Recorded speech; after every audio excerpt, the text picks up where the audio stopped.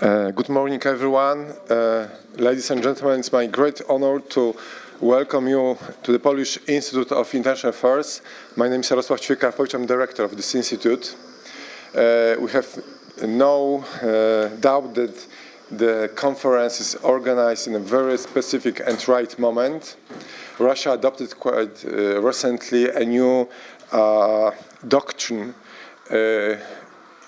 where is indicating very clearly that historical policy is a tool of foreign security policy, and we are very much aware that for many years Russia is interpreting history in a very specific way, focusing on the Second World War, the memory of the Great Patriotic War in Russian terminology, blaming Poland and other Eastern European nations for collaboration and initiating the whole crisis at that time, and using a very specific parallel, the time where Russia or Soviet Union was fighting with Nazi Germany. Now is the same situation, according to Russian propaganda, is taking place in Ukraine, where Russian army is fighting against so-called Nazi Ukraine. So that's why we have many reasons why we should focus very carefully on Russian propaganda and this parallel between the historical policy and current situation. At this point, I would like to thank the director of German Historical Institute, Madam Magdalena Seriusz-Wolska, for initiating this project. And I'm very proud that PISM was selected as a main partner for this event. And I really hope that my team, especially Ania Dyner, our security expert, head of security program at PISM, will contribute significantly in this event. I would also like to thank today's speakers for accepting our joint invitation. Every day we see how important it is to combat Russian disinformation, including in the historical sphere. This is why your research is so important. So without further ado, I would like to wish you once again a very fruitful discussion, good conference, and now pass the floor to Madam Director. Thank you. Thank you very much. Also a warm welcome from myself. As mentioned, my name is Magdalena Seriusz-Wolska. I'm the director of the German Historical Institute in Warsaw.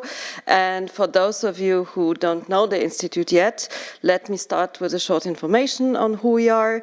The GHI Warsaw is part of the Max Weber Foundation, which is a German public foundation running 12 at the moment.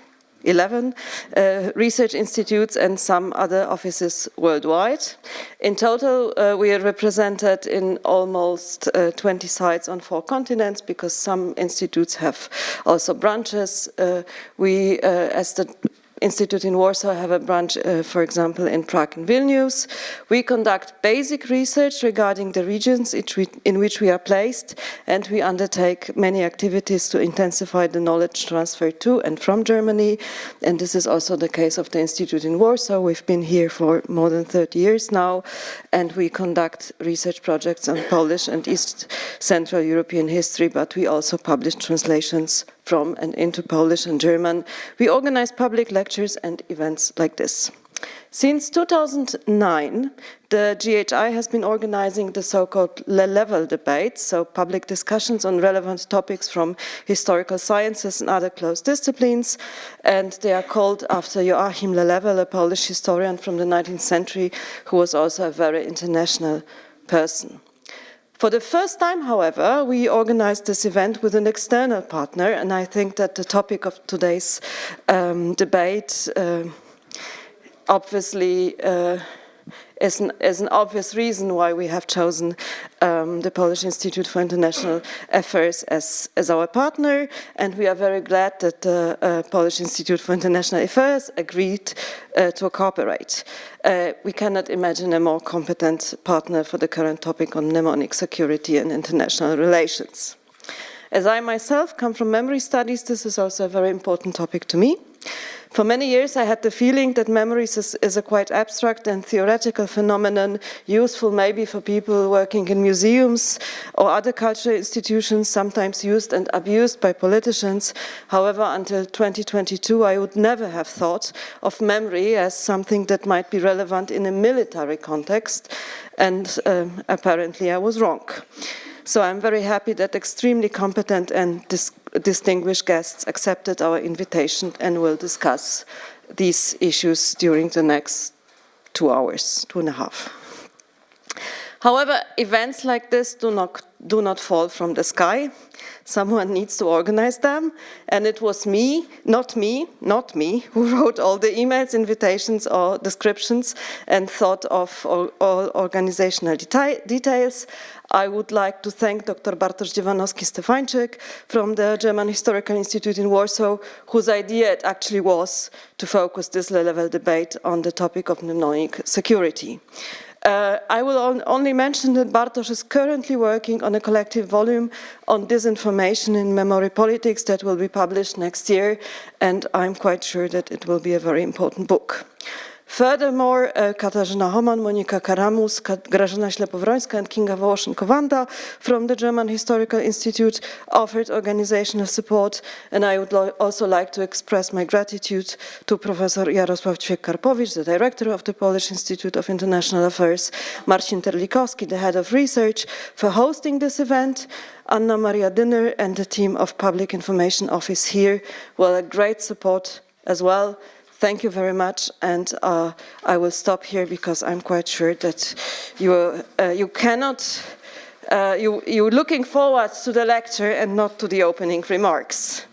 I'm passing over to Anna Maria Dynner.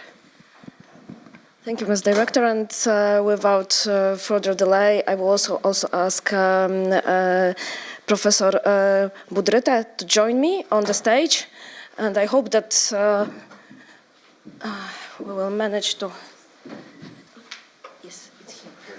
Perfect. Okay.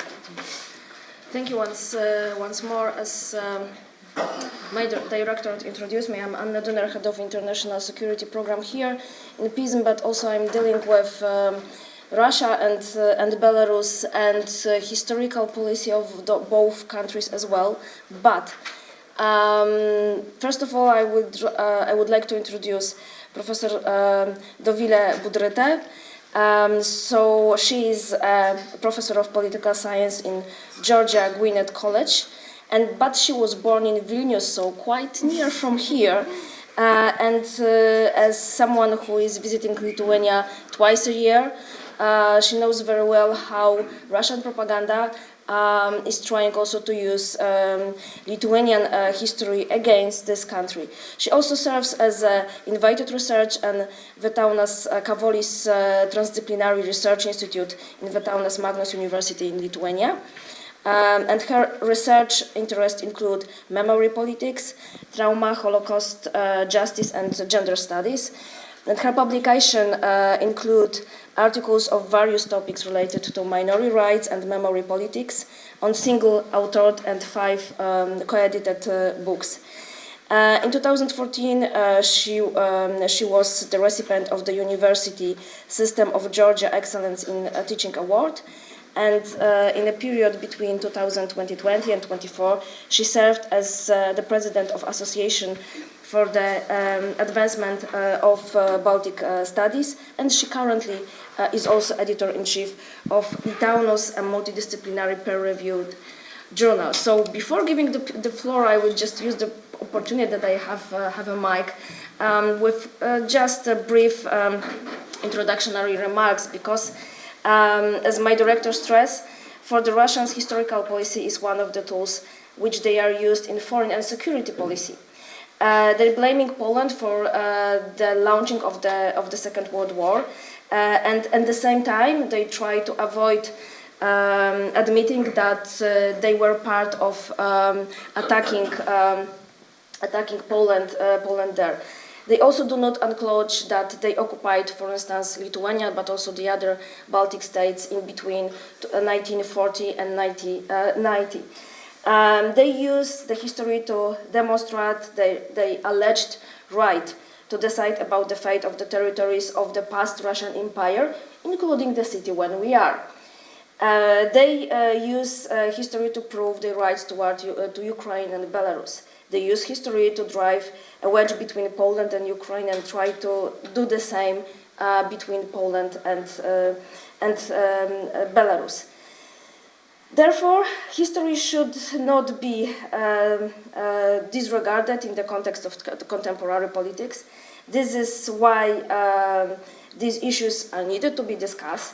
And this is why I have great pleasure to give the floor to Ms. Professor with her presentation.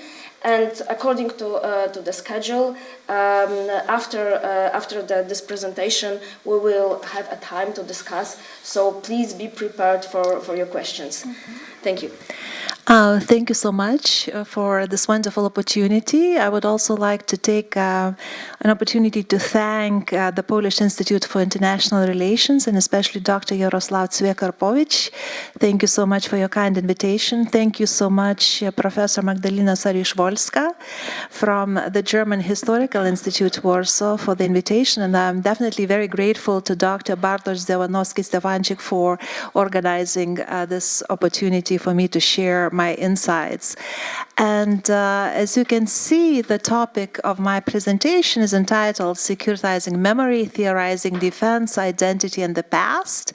And what I would like to do in this presentation, my big goal is to try to give a chance for you to familiarize yourself with the research that has been done in international relations on memory studies. I'm very excited indeed that in 2025 we have a growing and a very vibrant body of literature focusing on memory in international relations. I'd like just to share a little fact. When I was writing my dissertation on international relations in the 90s, I was not allowed to include memory. It was a very messy variable, and it was not taken seriously. I'm so happy that I was able to reinsert it into my work later on, this messy variable. And now we are seeing how essential it is to talk about memory in international relations when talking about even the so-called hardcore security issues.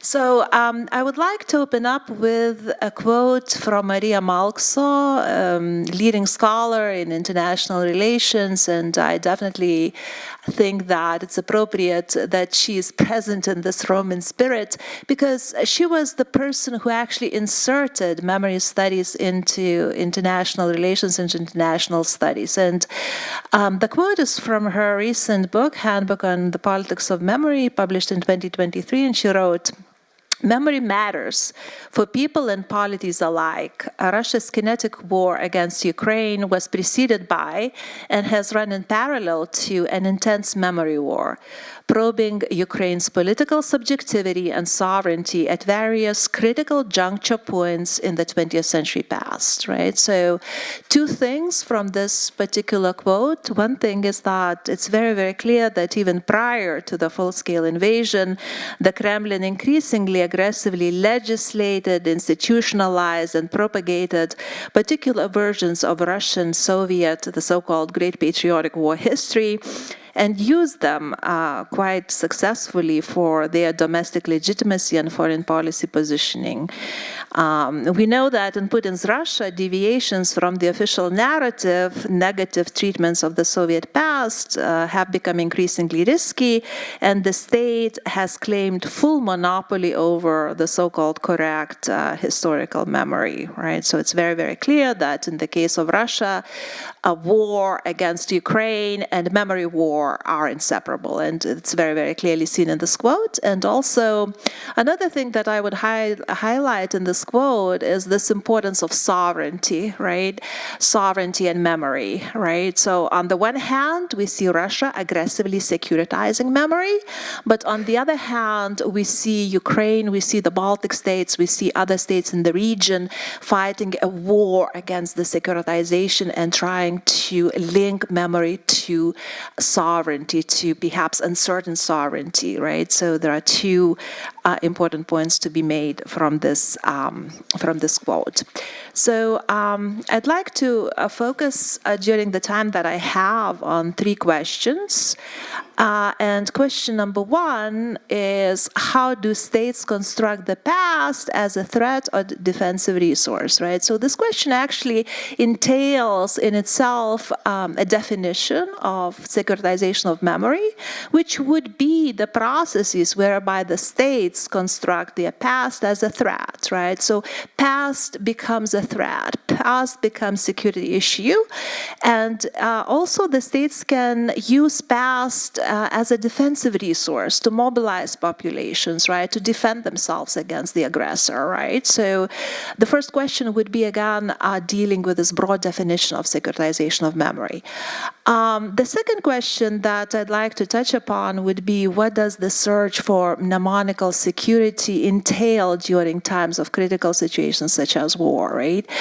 I feel that very often in the literature on mnemonic securitization, the kind of implicit assumption is that we're working under conditions of peace, right? So mnemonic securitization is bad, mnemonic securitization privileges one particular story over the others, but very often we forget that critical situations such as the war, right, such as the current war against Ukraine waged by Russia, right, creates these critical situations when state identities are threatened, when new discourses arise, right? So I would like to suggest that indeed we need to pay attention to these critical situations and what happens to memory during those critical situations.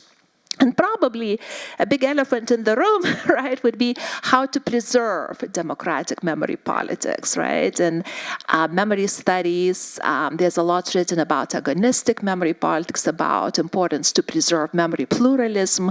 So the third question that I have would be, is it possible to fully avoid securitization of memory, privileging of one particular narrative under the conditions of war, right? So in relation to these three questions, I would like to make 3 points. And point number one, when surveying studies of the securitization of memory in the field of international relations, this growing body of literature, I would like to highlight the importance of biographical continuity for states, right? So in that particular case, looking from the perspective of the Baltic states, it's extremely important, despite attacks from Russia, despite attacks from some domestic actors, to kind of have this believable biographical continuous story, which very often consists of focus on anti-Soviet resistance, right, and trauma issues such as deportations. And the second focus point that I would like to zoom into would be my own work, the work with my colleagues. When we look at the processes of defending memory, that could be both sourced as mnemonical insecurity, right? Memory must be defended, to quote Maria Malkso, right? Especially during the critical situations. But it also could become a source of mnemonical security, right? Especially for state actors, especially for former victims, right, when they engage in these processes of fighting for memory. In that sense, they're also fighting for their own mnemonical security, right? And last but not least, I would like to address the point that it's probably impossible to avoid securitization of memory during critical situations, but that does not mean that we should give up on memory pluralism, right? So I hope to offer some hypotheses on whether and how it's possible to do that, and this is definitely something that needs to be discussed, right, during the situations such as war, because it's essential for preservation of democracy, it's essential for preservation of pluralism in societies such as Poland, societies such as the Baltic states. Let me start with my first point. As I mentioned, I'll offer a very brief survey of what we know in international relations about securitization of memory, what could be the main insights from this literature, with the hope that perhaps some of these insights will be useful for later discussions. So securitization of memory could be traced to the so-called Copenhagen School, and Copenhagen School emerged during the early 90s when there were these big debates about how to go beyond military security, right, the end of the Cold War, security is rethought, and the main theoretical insight of this Copenhagen School is that security is performed via speech acts that frame issues as existential threats, warranting extraordinary measures, right, and success depends on audience acceptance. So basically, securitization in this particular school is a move in language, right? An actor who's often a state leader or senior official claims that something is an existential threat to a valued referent object, so could be the state, society, environment, and the speech act seeks permission to use these extraordinary measures beyond normal politics. And here I'd like to mention that the Copenhagen School, in my eyes, was and continues to be essential for introducing the study of memory into international relations, because it conceptualizes situations when society can conceive threats in identity terms. And identity terms obviously are essential to the study of memory, right? So starting with the 90s, it became increasingly clear that when security of identity was threatened, right, memory comes into equation, and issues such as genocide, remembrance of genocide, become a matter of security, right? So without any doubt, this particular school allowed to move beyond the military sector to societal security of identity, which, as I mentioned before, is the clear bridge to memory, right? So quite a long route, but this was the start. The next school in my field of study, international relations, was a very important study of ontological security. So the scholars who are in this field, including Maria Malkso, are arguing that political actors, states, societies, they see continuity in self-identity, and once again, they defend biographical narratives even when material costs are high. So the defense of these biographical narratives that are attacked by external actors, also domestic actors, become essential for security, become essential for stability. So let me give you a very brief example of a very intense memory war that continues to go on in the Baltic states, continues to go on in Lithuania. So this narrative, this biographical narrative of the Lithuanian state, which was created in the late 80s and the early 90s, very much focuses again on the anti-Soviet partisans, right? One part of this biographical narrative. The other part of this biographical narrative would be deportations, and in the case of Lithuania, deportations, mass deportations, are referred to very often as genocide, a Soviet genocide, right? So this is this biographical narrative, and again, throughout the decades, it led to so many memory conflicts. It became part of Lithuania's foreign policy, and needless to say, there were many attacks from Russia, and this point of contention, one of the major points of contention, would be indeed the participation of some of the anti-Soviet partisans in the Holocaust. So you can imagine, right, the intensity of memory conflicts related to this biographical narrative. but again, there are quite a few memory warriors who remain committed to the defense of this biographical narrative, and it remains very important for stability and continuity of the state. And needless to say, in this particular case, for ontological continuity, memory is essential, even though, again, we can't avoid very intense memory conflicts.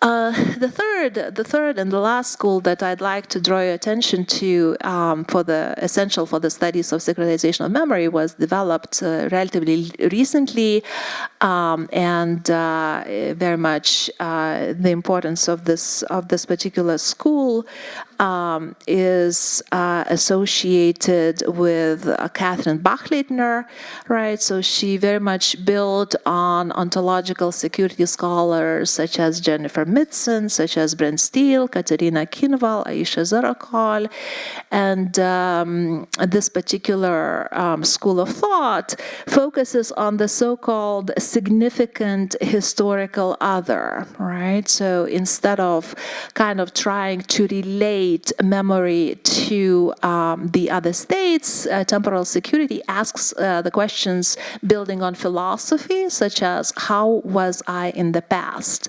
What am I now? What can I become in the future, right? And states confronting temporal insecurities are fighting with the competing pasts related to themselves that imperil the coherence of national identity and also affect their foreign policy, right? So let me give you a specific example to illustrate this theoretical point from Bachleitner's work. She focuses very much on the cases of Germany and Austria, right? And in both of these cases, the significant historical other would be Nazi past, right? So Germany, on the one hand, is repentant about its Nazi past. In the eyes of Bachleitner, it accepted it, or it took a very long time for Austria to do the same, right? And for a very long time, Austria saw itself as a victim of the Nazi past and did not repent for it, right? So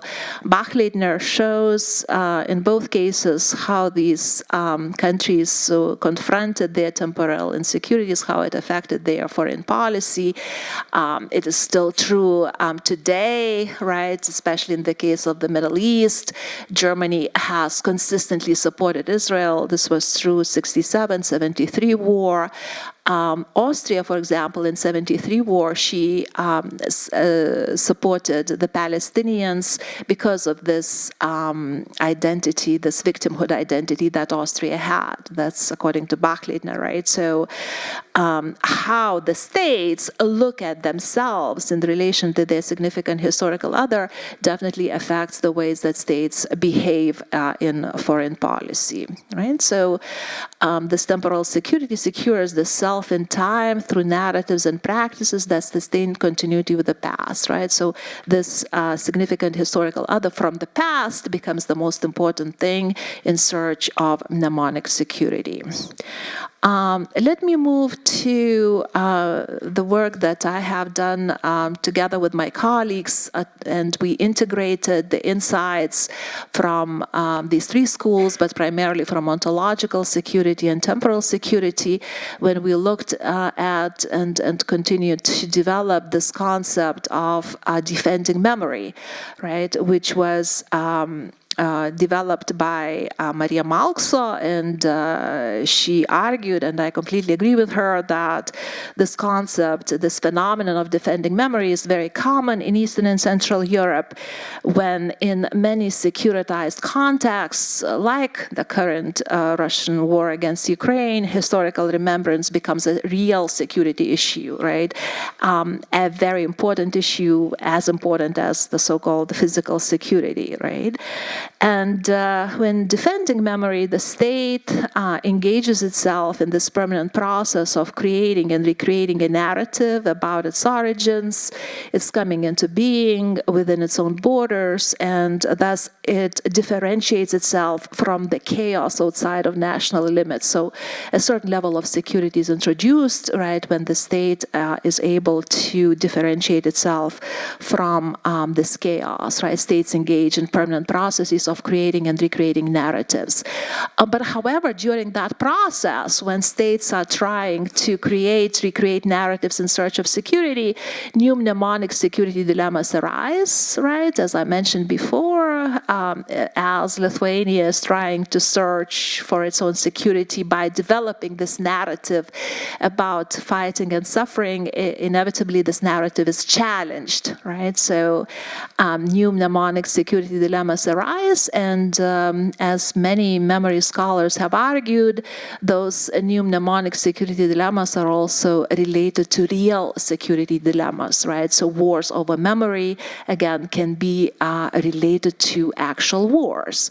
So Maria Malkso, Nikolai Kopasov, and others, memory scholars, are very critical of these, especially in 2015. She was very critical of this defense of memory, securitization of memory, and called for desecuritizing remembrance to allow pluralism, right? So Nikolai Kopasov also was very critical of similar processes of and memory laws, privileging certain mnemonical narratives, and argued for what Maria Malkso calls the First Amendment, right? So to allow different mnemonic perspectives coexist, different narratives coexist, right, and do not privilege one particular narrative. We argue that it is extremely difficult to do during critical situations. What we're seeing during critical situations, such as Russia's war against Ukraine, there is an imperative to defend particular narratives in Eastern and Central Europe, right? But in our work, what we try to suggest that critical situations, such as the current war, is not necessarily has to be seen as something completely negative, right? Critical situations could also be seen as opportunities for identity changes, for new discourses, right? And it could empower actors. It could empower actors, marginalized actors who may in the past may have been unseen.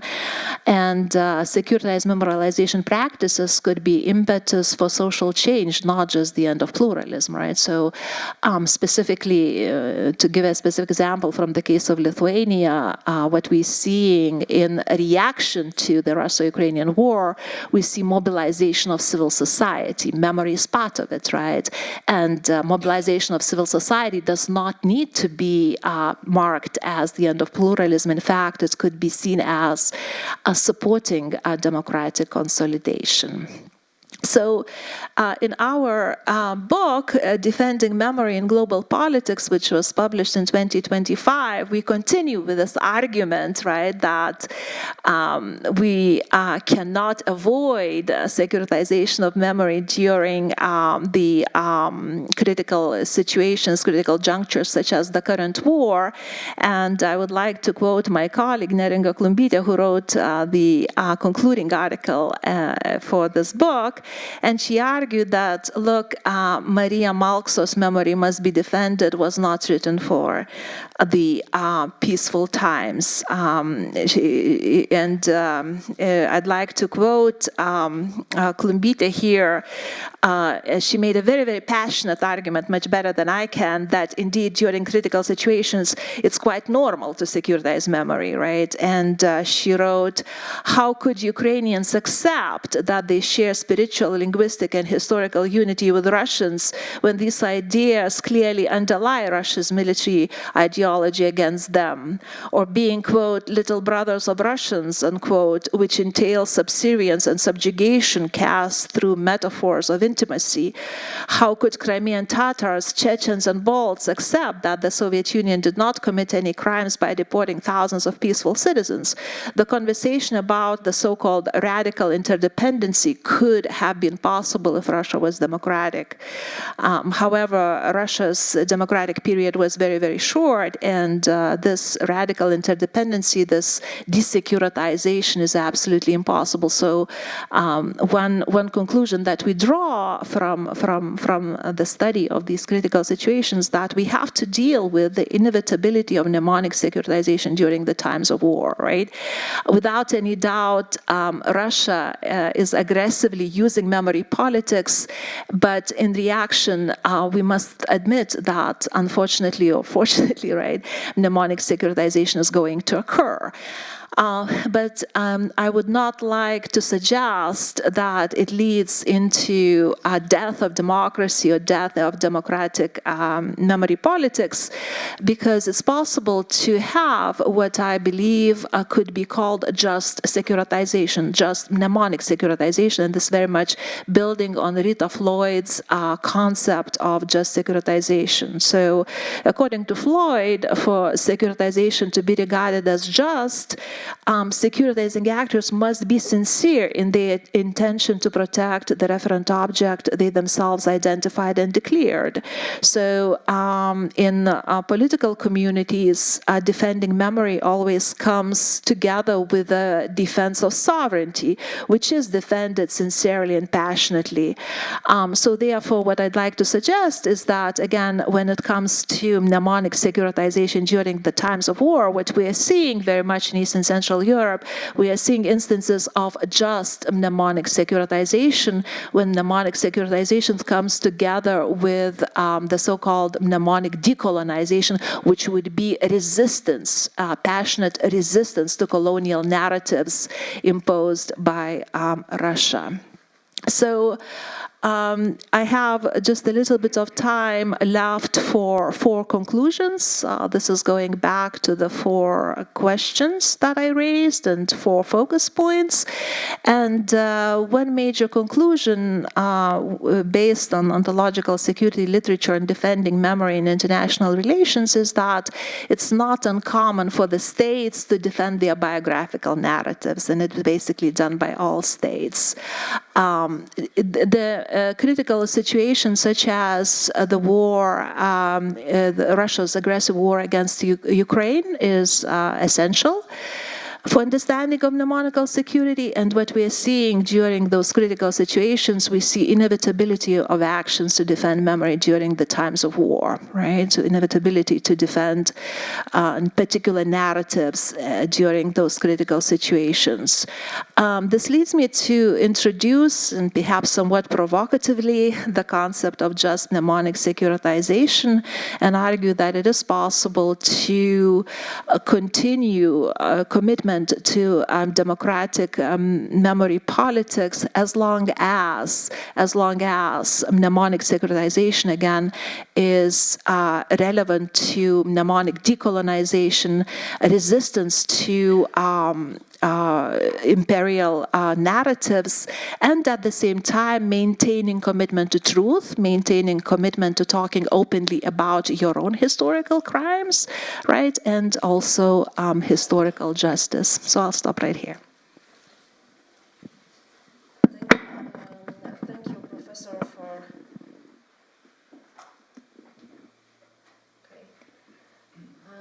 As I stressed today, technique is definitely against me.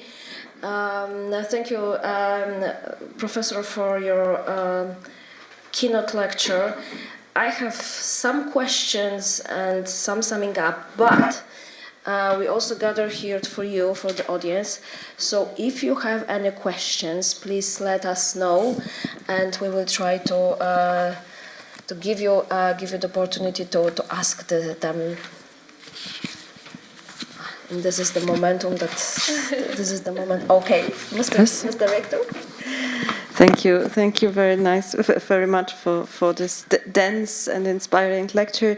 I have a question about the anthropomorphization of the state, because in these concepts we speak about, or we use phrases like the state does something, the state makes something, and so on. But in fact, the state is a very complex institution or organization, and there may be memory wars within the state. So we have this situation in Poland, for example, that we have different institutions responsible for international affairs within the government and within the presidential office, and they are conflicted. So what if the state does not have one voice? It's indeed it's a fantastic question. It's a great question, and you know this debate about anthropomorphization of states has been going on in ontological security literature for a very long time. And I just recall being on a panel with Jelena Subotic, and she also got the same question, and she said, you keep telling me that I cannot tell that the state has emotions or states have a story. Yes, they can, right? So it's indeed, it's a very good, it's a very relevant criticism of states speaking with one voice, of this having this biographical narrative. But nevertheless, I would like to suggest that the literature on collective memory, on collective emotions, does suggest that it's possible to discern this biographical narrative from the states, and it can be done from the main museums. It can be done from the textbooks. Yes, of course, state, without any doubt, is a very, very complex mechanism, right? But nevertheless, it's possible to talk about state narrative and do it empirically, studied empirically, right? Mm-hmm. If I may add something, especially non-democratic states has this own view of history, which we can observe every single day in regards to Russia, but also to Belarus, using history against us. But who has next question? Okay, here. Sure. Thank you very much, Dovile, for this inspiring talk and for giving us a theoretical framework in which we can position our contribution. I would like to ask the question, which role professional historians have in the securitization of memory, since, as I understand the task of professional historians, it's not our role to support state-sponsored narrative, but critically ask. And that's a kind of tension which is created by the different roles state officials have in the creation of memory and professional historians. Thank you. Yeah, thank you so much. And I think this question goes into the heart of differences between, as we were talking before, authoritarian states and democratic states, right? And memory politics in democratic states and authoritarian states. What we're seeing very much in authoritarian states, such as Russia, would be the commitment of historians to the state narrative and not questioning it, not engaging in memory pluralism. So I completely agree with your argument that historians need to maintain their independence, need to maintain the academic freedom, and need to question the continued securitization of the state narrative, continue to question, if needed, that one narrative that the state has. So professional historians, again, their independence is essential, and that's why I think it's problematic when historians are engaged directly in securitization of memory through memory institutes, right? I think it's essential for historians to maintain their professional independence, and that's where we can expect a continued memory pluralism even during critical situations. Having said this, I would like to also suggest that, for example, I'm familiar with the case of Lithuania and what the critical situation did, this critical situation of the Russo-Ukrainian war. It very much gave very emotional power to the argument about anti-Soviet resistance. And it becomes extremely difficult starting in 2014, but also after the full-scale invasion of 2022, even for professional historians to challenge this heroic narrative of fighting and suffering. But nevertheless, again, there are brave voices who continue to do that. There are brave voices who continue to pluralize the Soviet story, right? And that, again, would be what professional historians should be ready to do, even though it takes braveness. But this pluralism can be maintained, right? My argument was that it's impossible to avoid probably securitization, but at the same time, in democratic, pluralistic societies, professional historians should become the source of pluralism, should continue to challenge one narrative if needed. Thank you very much. We have time for 2 or 3 additional questions. So Bartosz, maybe you, and then someone maybe in the back. Thank you so much for your lecture. But speaking again about this relation between historians and the state, isn't it contradictory, independent research and the, well, after all, positive image of the state that the ministries of foreign affairs are trying to create, and then speaking about own crimes, for example, does not really fit into that narrative, does it? That's a very good question, but I think it could fit into the narrative because, I mean, I think starting, I would say, with 2000 or so, we see this international morality in which states apologize, in which states acknowledge their own crimes, right? Elazar Barkan, for example, wrote about it as early as 2000, right? This justice, which is very much victim-based justice, and the states actually democratic states apologize, they acknowledge their crimes, and this is even helping them to be good citizens. Let me give you a specific example. Lithuania, in this particular case, apologized for the Holocaust in 1997, but even later on, Lithuania established Goodwill Foundation, trying to engage at least in some level of justice in relation to the Holocaust crimes. And this helps Lithuania, and the foreign ministry supports it fully, right? This helps to play into this Western idea of victim-centered justice. My worry is, however, that it looks like these international norms are increasingly erased, and there's increasingly less and less commitment to victim-based justice, right? But to answer your question, I do not think that this needs to contradict each other. As long as we as international community have a commitment to victim-based justice, to the guilt of the nations, acknowledgement the guilt of the nations, I think it can be done, right? It's just very, very tempting. I know it's tempting in the case of Poland. It's tempting for many actors in Lithuania to try to suggest that we were only victims and no crimes were committed.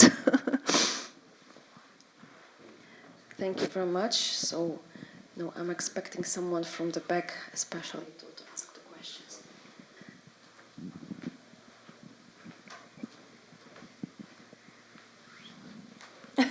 Oh, here we have one volunteer, and then Mr. Ambassador, I give the floor to you. Thank you so much for your lecture. It's very insightful, but I would like to refer to other heated topic of debate within ontological security studies. There was a question regarding agent structure debate, and I would like to refer about the topic, where is the source of ontological or mnemonic security, right? Is it within the state, that states follow on mnemonic narratives, autobiographical narratives for their own sake, for their societies, or maybe it's external, they following those narratives for other states? What is your opinion on it?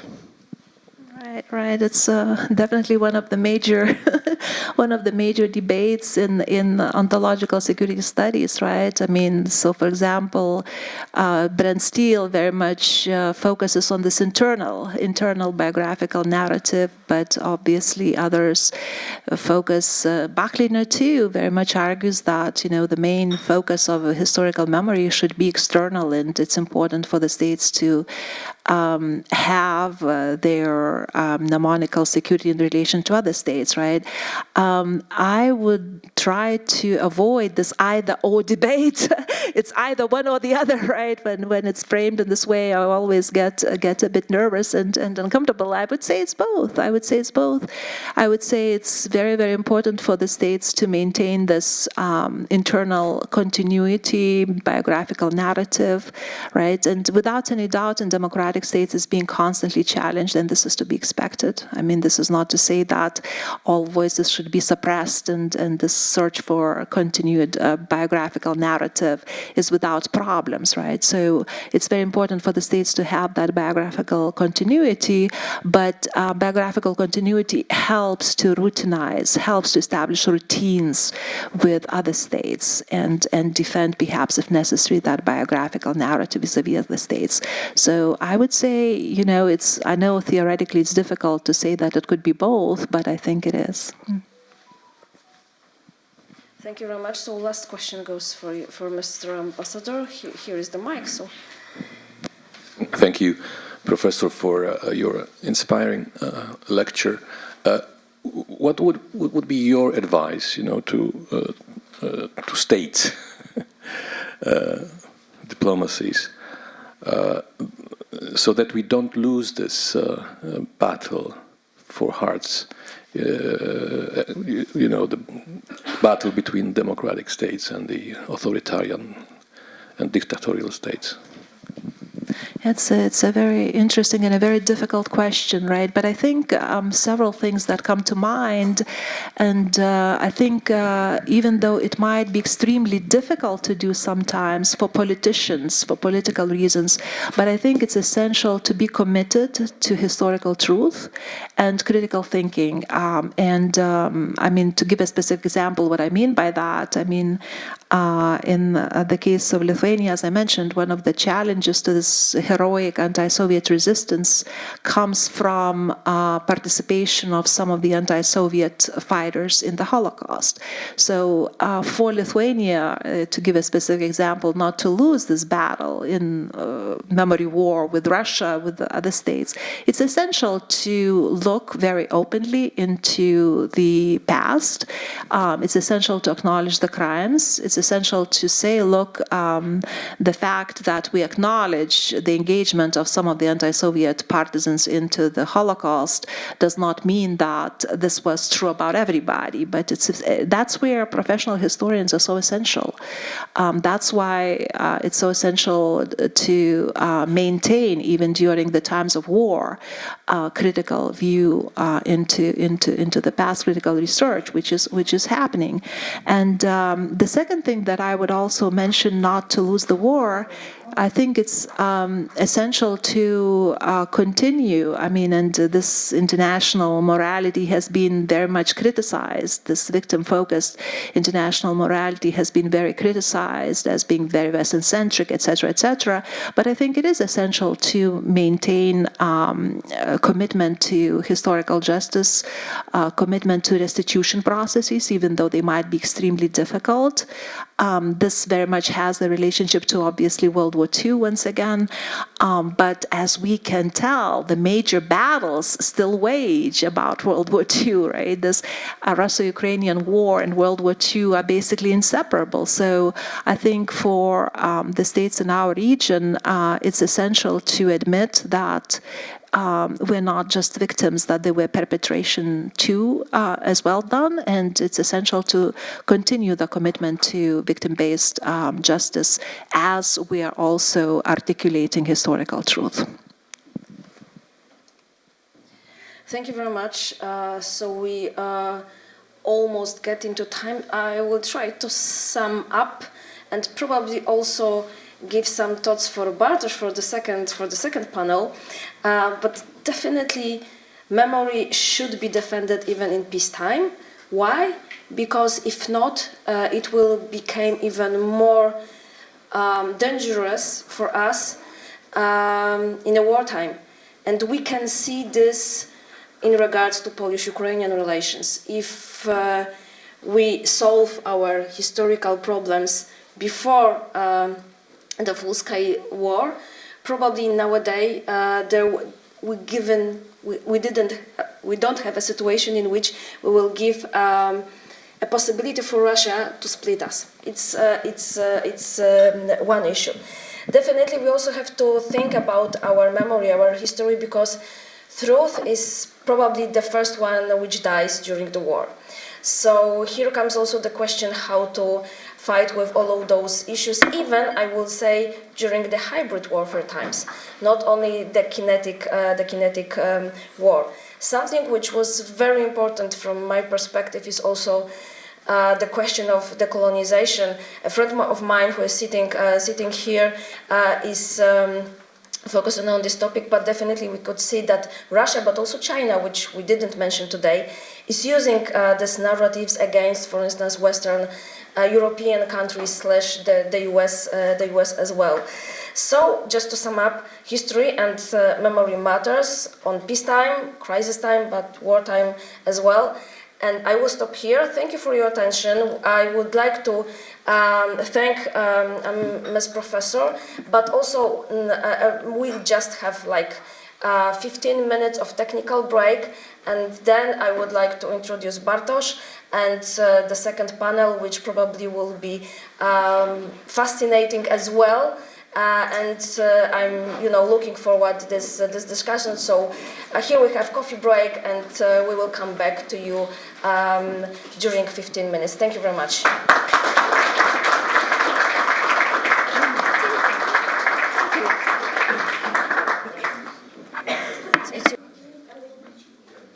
Okay, hello. Let's begin. Ladies and gentlemen, it's my great pleasure and honor to welcome you in the premises of the Polish Institute of International Affairs to the debate devoted to combating the Russian disinformation in memory politics, which is co-organized by the German Historical Institute in Warsaw. We have already heard the lecture by Dovile Budrytė, which was, from my point of view, very important because it shows the new some of those theories are not so new, but in general, a new methodology and theory approaches to memory and security, and I think it was worth presenting them here in Warsaw, Poland.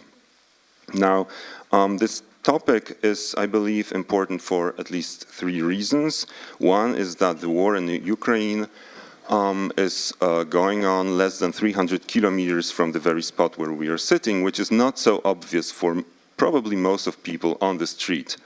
And during this war, history is massively engaged, being just another weapon. So it's definitely worth showing it. Then also, Russia has a tremendous experience when it comes to disinformation, and it draws from as early as the 1920s in its policy. So here we have an enemy which is extremely experienced, skillful, with a huge network of contacts worldwide, and therefore I'm afraid that we are still lagging behind, but maybe Ambassador Huon will have another opinion on that. And then the third reason is that the West, in general, is having also various problems, which just make us even more prone to this kind of disinformation, including also the technological changes, the fact that media are losing their filters, and now everyone can post something. So we need to be more and more aware. Now, my name is Bartosz Dziewanowski-Stefańczyk. I'm a research fellow at the German Historical Institute in Warsaw. I specialize in public diplomacy, Polish-German affairs, and foreign memory politics. And I have the pleasure to invite right now Ambassador Tomasz Huon to the debate. We had to change the plans because Ambassador needs to leave in half an hour, so we will start with him, and then I will introduce the other panelists. So Tomasz Chłoń is a Polish diplomat and researcher on international security, disinformation and hybrid threats, head of mission in Finland, MFA envoy for countering disinformation and chair of MFA Resilience Council. He is former ambassador to Estonia and Slovakia, former NATO Moscow office director and lecturer, and co-author of many works on disinformation. He also participated in a joint book on Russian disinformation in memory politics, which was published, I believe, shortly after the beginning of the full-scale invasion in 2022. And it's one of, well, I would say, most important works on that. So before we get to the narratives, actors, and counteracting that I would like to talk about today, let me ask Ambassador Chłoń, on your perspective as a practitioner, is the disinformation within memory politics something special, or is it just one of many types of disinformation that you have to tackle? Thank you for the invitation. And apologies, I'm chairing today this body that you mentioned, the Council, Resilience Council. I think that it's one of the key elements. We have to deal with all kinds of disinformation topics, narratives, but the history of the memory link is absolutely crucial in the sense that for Russia it is the number one, probably the number one area where they are active and forceful and effective. Kamil Basay will have probably very interesting stories to tell you, because this memory. The memory narrative is a fundamental element of what scholars, researchers named identity, or even meta-narratives, or identity narratives. So who we are, yeah, what we identify with, and this, especially the Second World War here is this element in Russian propaganda that they use very skillfully, especially in the global South, where the knowledge of history, European history, is not very strong, and one could say that they are not very much interested in the history of Europe. So when a Russian ambassador publishes an article or gives an interview, his words, his lies fall on a fertile ground, and we are not proactive enough as the West, individual member states and institutions, European institutions. I think we can do much better. Yeah, exactly. That brings me to the second question. That is, in the conclusions of the Polish presidency, well, they were not. These are not the conclusions of the General Affairs Council, due to the fact that two countries opposed, Slovakia and Hungary. So does this weaken us in the sense that we are not united? And therefore, the question is whether we should stand against it as European institutions, or are certain separate states more important in that combat? Because after all, Russia is using various narratives against various states, so it might be difficult to have just one stance. Oh, absolutely. I mean, the Russians invest lots of resources to doing what they are doing, and it's research-based. They know how to localize their communications, money-wise, it's billions of dollars a year. and many research or quasi-research institutes in Russia, both civilian and military, are engaged in projecting the operations.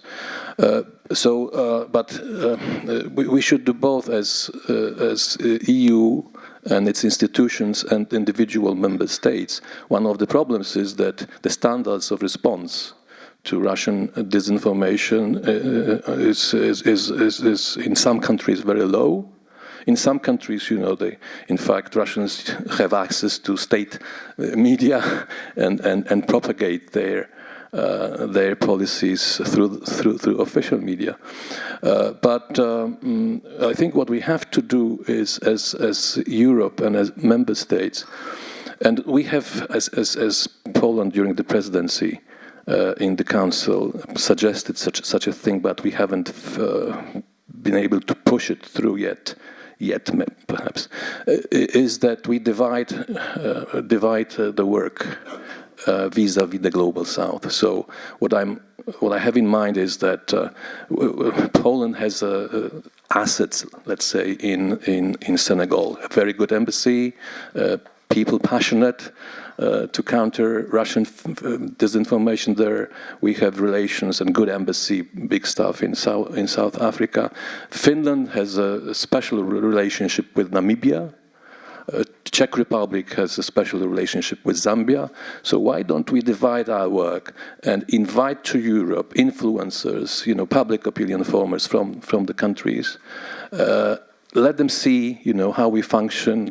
Let them then tell the story about, Europe, European Union back when, without, imposing what they should tell to their audiences. So, in a way, when we combine the force of 27 member states with the skills of EU institutions, I think we could do better. Maybe. It will take some time because Brussels is a place where the decision making is slow, but we have to push, and this push also from the civil society, of the member states is important. But that sounds as if it was still being planned. Whereas in 2022, in this chapter that you wrote, you wrote that you are cautiously optimistic. I totally agree that this kind of actions should be taken, but what is being done right now? Well, you see, it's. I wouldn't go into debate whether the glass is half full or half empty, and I'm not maybe. I'm not objective, in a sense that when I see criticism of what we are doing here in Poland, for example, the government doesn't respond, in any way to. We are not active or proactive, not responding to this disinformation battle, which is simply not true. Because if you look at what happened in the past couple of years. Starting with even such things like campaigns in the media, radio, television, internet. You ride to work in your car and you switch on, the station that you like, and you hear a simple message, from one of the institutions, governmental institutions. Don't get fooled by a troll. So we are raising the awareness of the problem all the time. We are creating this network of networks in the sense that we have the council that I have mentioned. There are 25 representatives in the council of 25 organizations, but all of them were supported by another 5. So you see this is quite a formidable platform already. And we also created bodies to interagency, so interministerial bodies, also with intelligence services inside of them. So, and they meet on a weekly basis. And so on and so on, educational projects with the Ministry of Education, Minister of Culture, how we can benefit from culture, from the heritage, to tackle disinformation. Lots of things are happening, but, in democracies, this is the key problem. We can't use the same methods as authoritarians, so they are using our weaknesses. And if I were to define what is the most important problem now that we have in Poland and in other countries, it's not that the Russian media or Sputnik or fake platforms appear and we know who is behind. The problem is that we have very influential politicians, active or activists, very active and with huge number of followers that are spreading Russian narratives. So in the project that I coordinate under EU Horizon, we are trying to figure out how to create a simple application, mobile application, that would be somehow interfaced with the Facebook and X, and when a user reads, a content, and suddenly there is a narrative that is similar to Russian, or then that there is an alert, through this application. Look, you are now reading something that is similar to the Russian narratives. So a very simple but massive, yeah. I'm always stressing this massiveness of response, that we have to have this bottom-up approach prevailing, also on regional and local levels.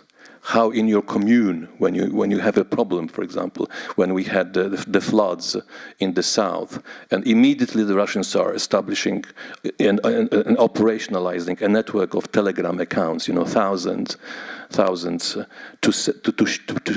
point that the authorities cannot cope with the consequences of the floods, that people are not assisted, right? So that you need a very strong local response and the capabilities to respond.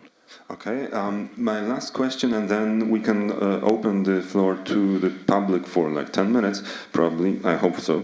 The last question is, in the conclusions of the Polish presidency that I've already mentioned, we can read that the presidency invites the Commission to take leadership together with member states in promoting European remembrance across Europe. So, in your opinion, again, as a practitioner dealing with Russian disinformation, what kind of remembrance should that be that we should promote? What that we heard from Professor today, that kind of remembrance, that is honest, that we also admit, what we did. Yesterday in Finland, a report was published by a commission about the wrongdoings that Sami people suffered in Finland, and then Prime Minister Orpo said that Finland should apologize. Those are based on truth. But of course,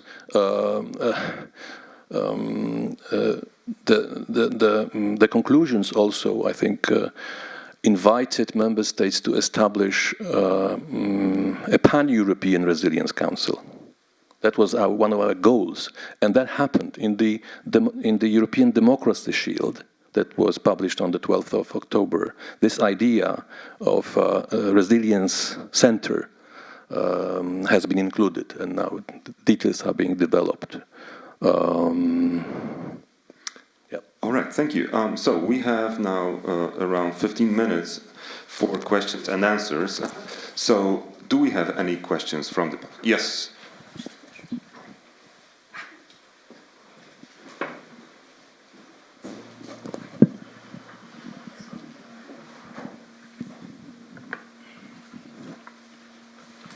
Okay, thank you very much. Just a short one. So I just wondered if the problem here is maybe that we have no vision in Europe, Would you be so kind and introduce yourself first of all? Of course, no problem. Christian Nijelewski from the Adenauer Foundation here in Warsaw. So, again, thank you very much. And just a short question here. So, is the problem that maybe we have no vision? if we could formalize a vision for us European against Russian imperialism, a vision for our future as a European Union, as a continent, we could use history to support this vision, could mobilize people to believe in this vision. So is the problem here maybe that we only trying to remember history but not using history for future visions? Thank you.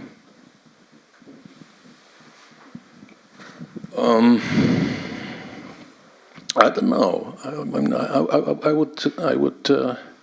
I don't think that we'd have no vision. You know, the whole European integration process is a vision. You know, so in this meta sphere, what happened after the full-scale invasion? You know, in fact, what you witnessed was a very consolidated and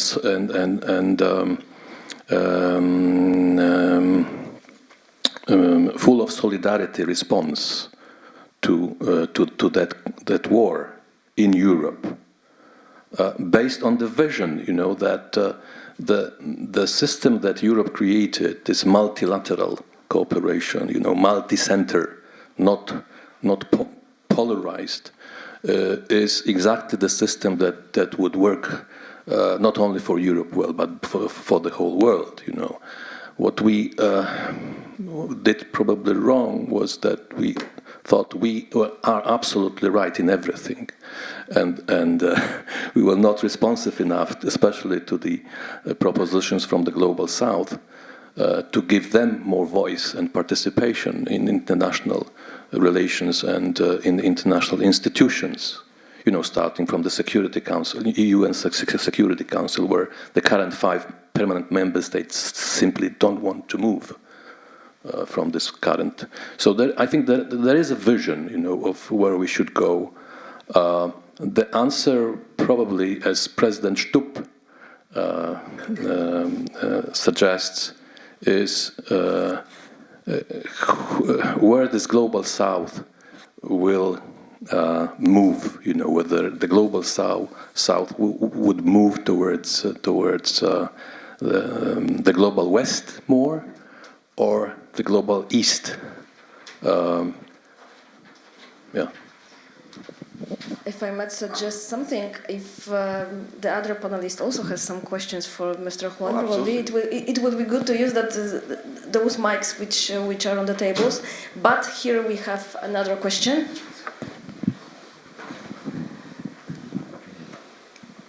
Yes, my name is Antin Zayarnyuk. I'm a doctoral student at the Institute of History. And I was wondering, what is your view on increased role of state in regulating social medias? Because on one hand, it's obviously like a pretty dangerous line because of oppressing free speech and so on and so forth. But on the other hand, we can see that Russia is very effective in utilizing social media to spread their agenda by using these through the prism of ideology of traditional values and so on, and like the decadent West, the decadent liberal West. And it seems to me that they're pretty effective with like this barrage of disinformation, like very often masked by other things.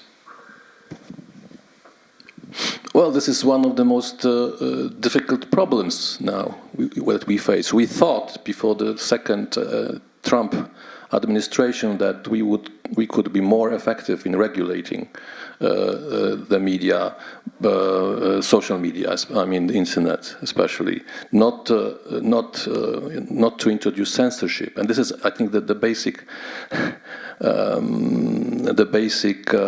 challenge, you know, for those who are proponents of regulation, that they do not fall into the trap that they want to censor, because this is absolutely not true. And I've said it many times that if you think that you can do anything hiding behind, numbers, so you hiding behind anonymity in the internet, and you can say anything, this is not true. I mean, if so, in my view, it would be the world would be better if we have abolished, bots, fake bots, and things like that, and people would have to identify themselves, on social media when they express their opinions. But this is difficult, and I don't know to where we would go. I mean, where this process will lead us, because the Americans are even blackmailing Europeans, in the sense that they say, oh, if you start to regulate more, or you should even deregulate. If you don't deregulate, then otherwise we will use tariffs, in our trade relations. So this is a difficult thing, but we should not give in. And just like we regulated, traffic for hundreds of years, starting somewhere in Connecticut, that they limited speed, in 1900. And then the next states followed only 16 years after. And you remember what Korwin-Mikke here was saying in 1997, that he will not use safety belts. But well, we did regulate this, so it will take time. As you said, I'm a cautious optimist, so I think we will have more order in the social. That's simply a requirement, but it's not just an isolated process. You have to do other things. There are ideas how to make young people, especially, use the mobile phones. Even ban social media in Denmark. I think they already decided to ban. In Australia, of course. It's also linked to other issues like trust in the public media, so that people use more public media. Here in Poland, we have too much political control over public media, and there is a draft law now in the government to change it. So, in other words, to give public media to the civil society.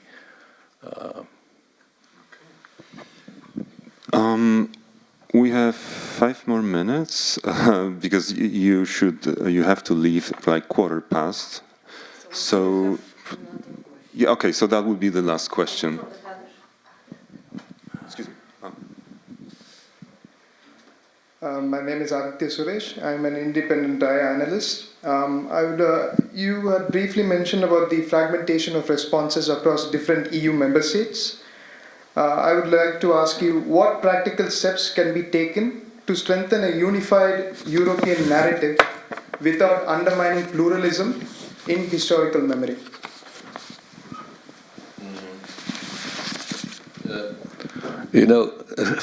Forgive me for using now some notes, but it's important because the strategic communication directors of the European member states meet regularly, either online or physically, and they try to, to more what the Union is doing and member states more effective. And here is what the last meeting took place on the 20th of November, so it was a pretty recent one. And the key points that would answer your question are that shift from reactive to proactive communication with plans, narratives, and communicate around 3 core priorities: defending Europe, securing the neighborhood. So this is about securing the neighborhood. I would go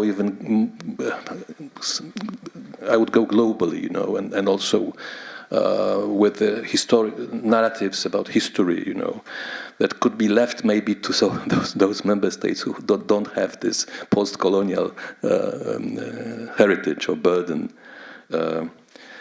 Clear, memorable, human-centered narratives instead of complex institutional language, and then define and pick the audiences properly as well. I mentioned about public opinion formers and influencers, how we can engage them, and adopt a model that is structured, not just one-off, campaign, but campaign that is starts from flagship level and regional and local and thematic. All right.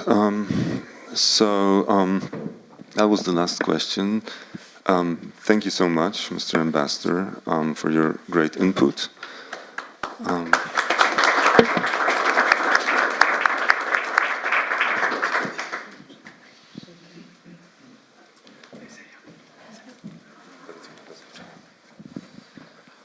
Okay, now let me introduce the other speakers. Just let me find my notes. Okay, so from my right, Mykola Ryabczuk is a principal research fellow at the Institute of Political and Ethnic Studies in Kiev and a visiting researcher at the German Historical Institute in Warsaw. He penned a dozen books translated into Polish, French, German, Serbian, and Hungarian, and was distinguished with several awards. Most notably the Antonowicz Prize, the Benemerito Medal of the Polish Minister of Foreign Affairs, the Jerzy Giedroyć Prize, the Order of Merit of the Republic of Poland, and the Taras Shevchenko National Prize in Arts and Literature. 2014 to 18, he headed the Ukrainian Pen Center, and 2014 to 23 chaired the jury of the Angelus International Literary Award.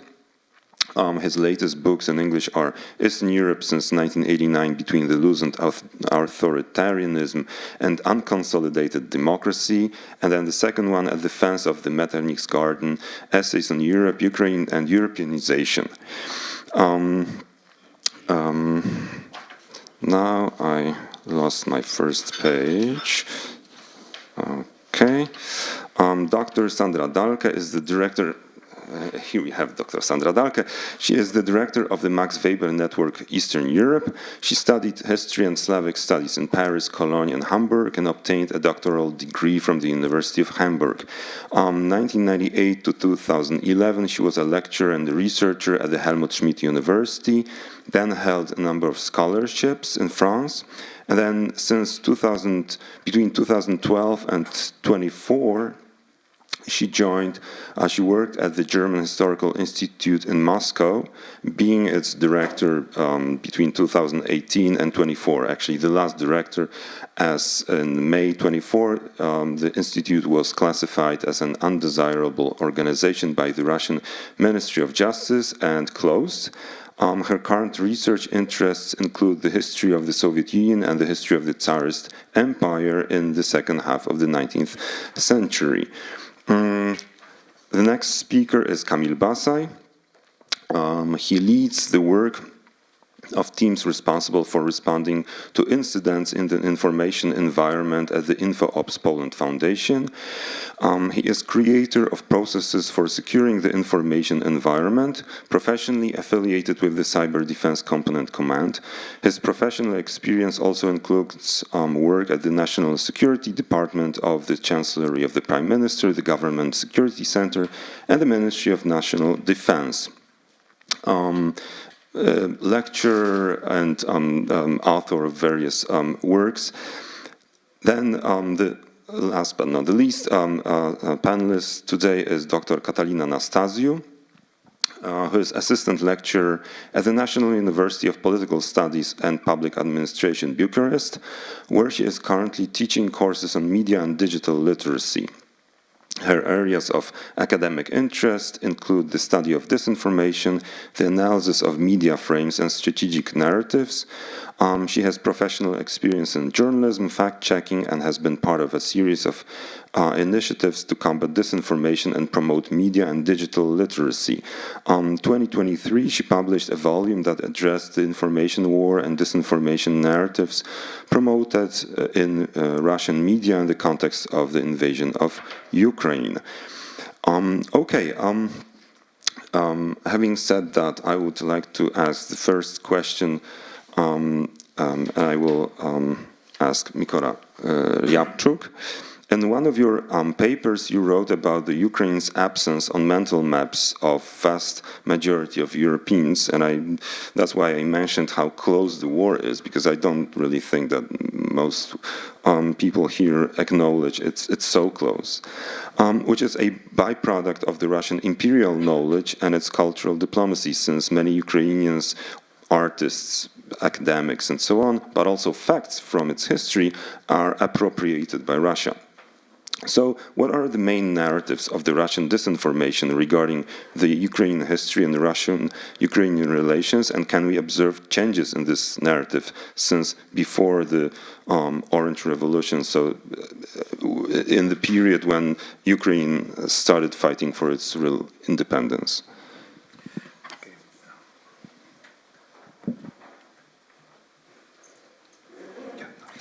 Thank you. No, first of all, as my remark, I believe that you mentioned this appropriation of Ukrainian cultural legacy by Russia. I feel it's rather marginal problem. It's a problem, of course, but it's not the biggest problem, because the main problem is, of course, silencing of Ukraine, muting of Ukraine, making it invisible. This is what the colonial dominance is about. Any empire tries to introduce its own narrative. And at the same time to silence the alternative narratives. This is what the entire story was about. And of course, Ukraine used to be a primary victim of this policy, because for centuries it was invisible, it was virtually non-existent. I remember all these articles in 1990s in Western press, like unwanted stepchild of perestroika, or something like this, nowhere nation, and so on, unexpected nation, etc., etc. So of course, all this results from some sort of structural inequality and epistemic injustice. So of course we struggle now to re-establish this epistemic justice. And I feel, as an old man, I try to find some, silver lining in any dark cloud. And there are a lot of dark clouds everywhere, but at the same time, what I see positive in these developments, in this Russian preoccupation with history, is that, this is real preoccupation, and it never existed to such a degree before, because I cannot imagine either Stalin or Khrushchev or Brezhnev or whoever who would publish 5,000 words essay about unity, the historical unity of Russians and Ukrainians. I cannot imagine them talking to any journalist like Putin talked to Tucker Carlson half an hour about ancient history of Russia or Russia, or again in Alaska, he tried also to deliver a lecture to Trump about this, very very complicated historical issues, which means that he lost control. He's really preoccupied. He's really obsessed with these issues. Why? Just because he feels that Russia is very vulnerable at this point. Finally, it became very vulnerable, because before that, nobody questioned. Everybody knew that Russia is a 1,000-year-old country. Russia has, this interrupted continuity from Kiev. It's a direct successor of Rus, and etc., etc. Crimea has been always Russian. All these mantras were normalized and never questioned. Since 1990s, they began to be questioned, and the very existence of Ukraine, of course, is a major irritant, because the very existence of Ukraine poses this question, makes us to doubt about all these things which look like absolute truth, unquestionable. Yeah. So I believe that they have very good reason to feel ontologically insecure. Absolutely. Because the very existence of Ukraine is a real existential threat, not to Russians. Of course, Russians are alive and well, and probably would remain alive and well, but to Russian Empire, because it undermines all the legitimacy of this empire, the identity, imperial identity, which was constructed upon various myths. And Ukraine is in the very center of this mythology. It's centerpiece of Russian historical mythology and Russian imperial identity. If you pull out this element, it collapses. So of course I understand them, I understand all these convulsions, because they have to rescue the empire. Without Ukraine, Brzezinski was right when he wrote this. Very few people understood, because they interpreted Brzezinski's statement as allegedly he meant probably demographic problems, economical issues, geopolitical. No, he understood very well that it's a matter of identity, of imperial identity, which is based on alleged continuity from Kiev and so on. That's the point. And so we have to understand this war as a war of identity. And of course, history is a very important element of this myth-making. And this is actually why Putin in particular, but all the apparatus are so preoccupied with the issues, because it's existential. It's really existential for them. Okay. Now, moving to Sandra Dahlke, because in this first part we would like to touch on the narratives. So, taking into account that Russia had very special relations with Germany up to a certain moment recently, how would you assess, and looking at the narratives also from being in Moscow, how would you assess the changes of the historical narrative towards Germany? And do you think that the Germans are more susceptible to this kind of disinformation? It's no, it's on. It should be on. No, all right. Perhaps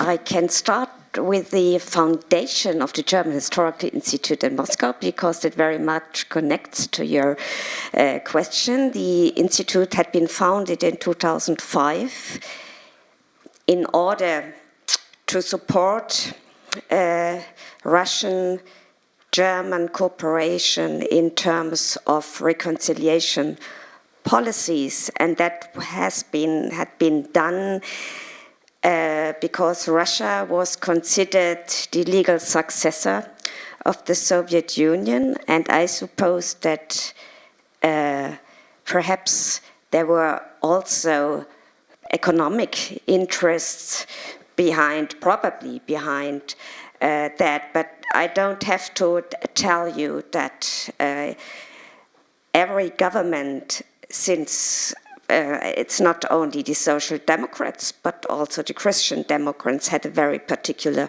relationship to Russia. And I think this perhaps on the one hand side, a lack of knowledge, and on the other hand side, this particular German inclination, and also the taking into consideration the role that Mikhail Gorbachev had played for the unification of Germany, for the withdrawal of Soviet troops from Europe, and so on.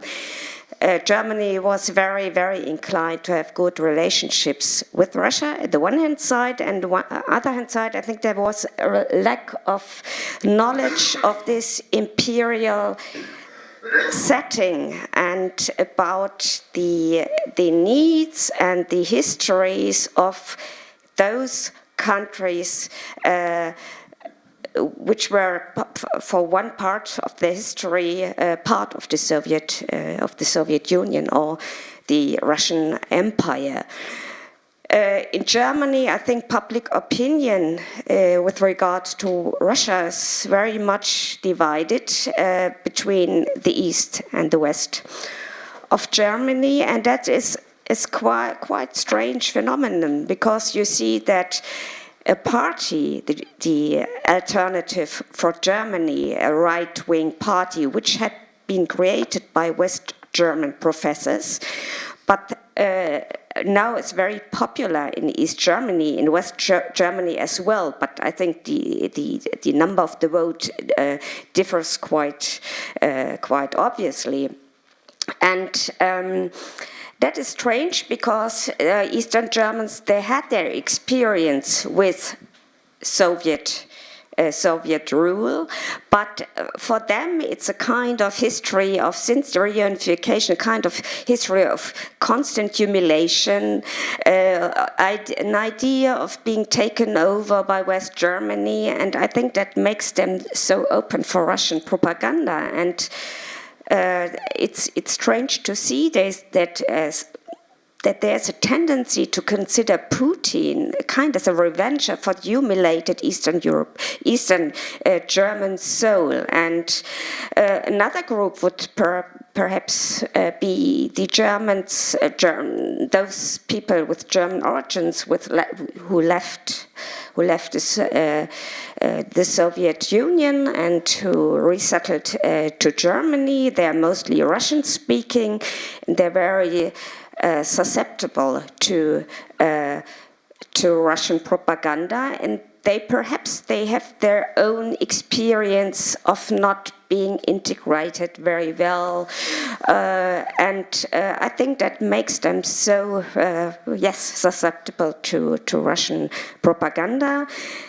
And personal for me, it's very, very difficult to persuade German politicians about the need to counter this propaganda, because many, I don't know, in Germany, in the public, in general public, and also politicians, they are not so aware that history is used as a weapon in war. And for them, history is some minor matters, perhaps a little interesting, but they don't understand. It's very difficult to make them understand why history matters and why we should make more efforts in counteracting this falsifications of history. So this problem remains, even though we are observing the weaponization for a number of years. Okay. Mr. Basay, then you also did research into the global south. So how would you assess the Russian disinformation in history towards the global south? Because it's quite successful, I guess. Well, thank you so much, and thank you for having me here. Well, the answer is quite complicated, but I think it also answers a few questions before in general. So, of course, yes, I do represent a more tactical layer of such efforts. So we spend a lot of time in direct contact with activities, confront adversaries, propaganda on ground. And I think that something is not new, but very effectively used by Russia in the global south is so-called multi-domain, old school, the way they influence the information environment in general. So they use, of course, cyberspace as one of the most important right now from the perspective of information habits of different types of groups of society. But they also very actively using diplomacy on the ground, business, affiliated and non-affiliated, so two pillars, right, official and the gray zone activities. They offer a lot of content for free, a very popular one, especially in smaller media outlets, so it's quite easy to receive, good advertisement, good movies. One of the newest one is about Made by Russia Today, a company directly targeting the perception of the history of relations about Poland and Russia in general.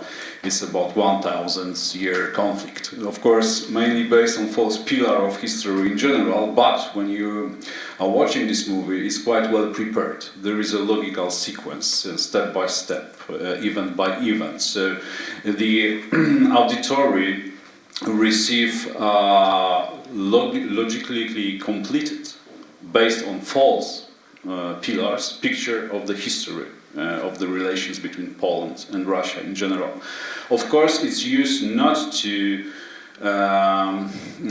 inspire discussion about the history. It's being used by Russia right now to discredit Poland in a very similar way how they were discrediting the Ukraine years before. The model is very, very similar. This is something we observe for many years, that Russia signs propaganda and disinformation about Chechnya war through Ukraine on ongoing full-scale invasion is using very similar TTPs. TTPs mean techniques, tactics, procedures to influence the public opinion in general. And one of the most difficult to confront is the sphere of cyberspace in general. Because Russians are using it offensively by adopting PSYOPs TTPs to civil sphere of so-called media being controlled by Kremlin.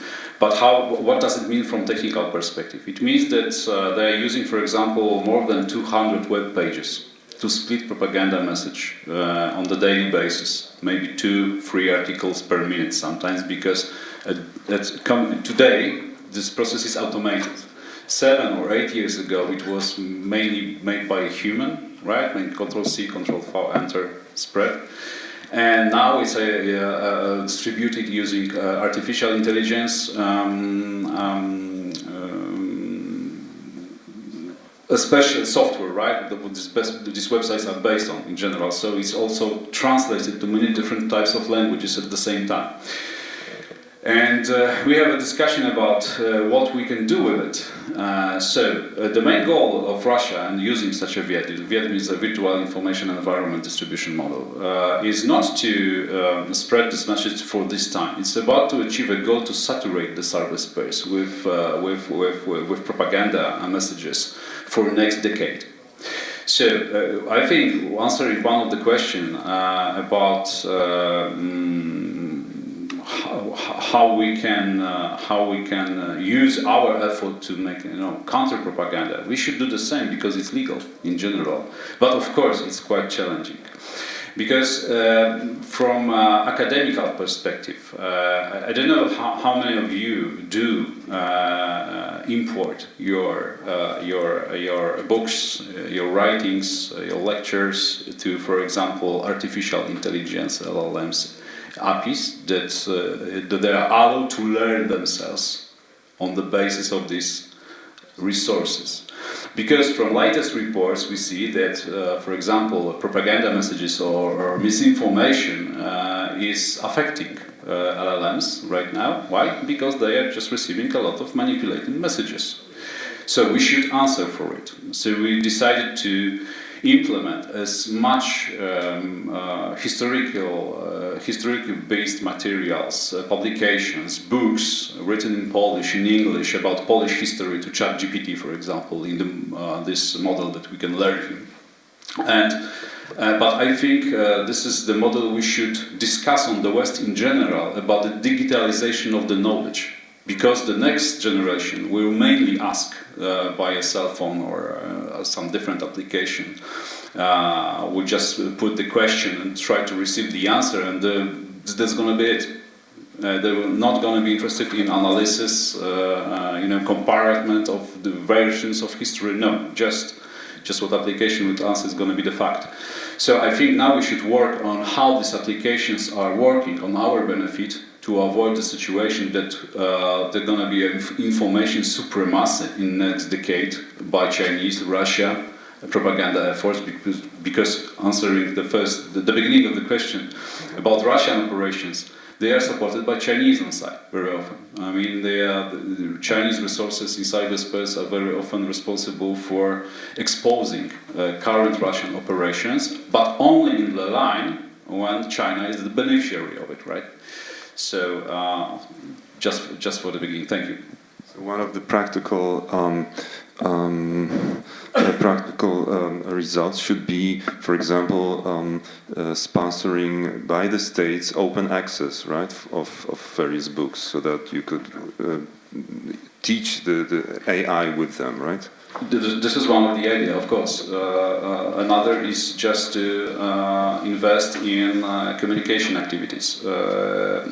Right now, using current technology is, building a web portals, spreading message in Arabic is not a challenge. It's rather about the idea, not the resources in general. So, of course, answering Ambassador Huang's question about what we are doing as a Poland. So, Ministry of Foreign Affairs have public diplomacy project. So, our counter measure activity on the ground is mainly financed by Polish MFA. So what was our answer for this Russian propaganda movie, 1,000 Years Conflict? It was a series of podcasts in Arabic. Very short one, 5 minutes, no longer, because no one will listen more than 5 minutes of podcast right now. And using many different types of psychology inside, a little bit sarcasm, a little bit some parts of discussion between two historians, discussion in Arabic, of course. It has to be attractive for the audience in general. And I think we should be aware of the situation that we will believe that we do control the situation. No, we don't. I mean, we don't have a control on the information environment on the global south in general.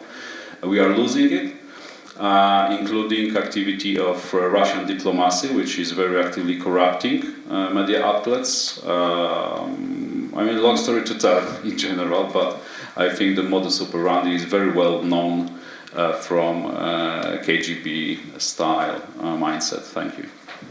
Thank you. Now, Catalina, recently we were observing the highly complicated process of presidential elections in Romania, to say the least. Was there historical disinformation also involved in this process? And if not, what are the historical narratives designed for Romania? If it was involved, yes, it was. The historical disinformation during the presidential election was a major part of the narratives that were amplified on social media, in general in the online environment. And in Romania, we have all sorts of disinformation narratives that have a great success. The one about distorting certain historical events, I think, have even a better success. And at our university, we try to do a research, and we do that every year. We try to find certain topics and how they are received, how Russian disinformation narratives are received by Romanians. And I was trying to think about what major topics we identified. The one, of course, about Ukraine, the narratives about the Ukraine doesn't exist, the identity of Ukraine never existed, and in a way, Russia is justified to do what it's doing. Another major topic was denying the Holocaust, with references to anti-Semitic narratives, and I think it's again one of the most dangerous topic and narratives that we have. And the recent and the most prominent, I think, is the communist nostalgia narratives, and it's different of how it operates. It's not as usual tactics that we saw. We identified a network of social media pages connected to websites, and those pages, when you look at them, they don't promote nostalgia when you look at them one time. They promote recipes, gossips, zodiac, and after that, a few posts about nostalgia. And they are not clearly or directly promoting communism or how things were better then. They just ask you, do you remember those times, or you lived during those times, and that's all. They don't say anything else.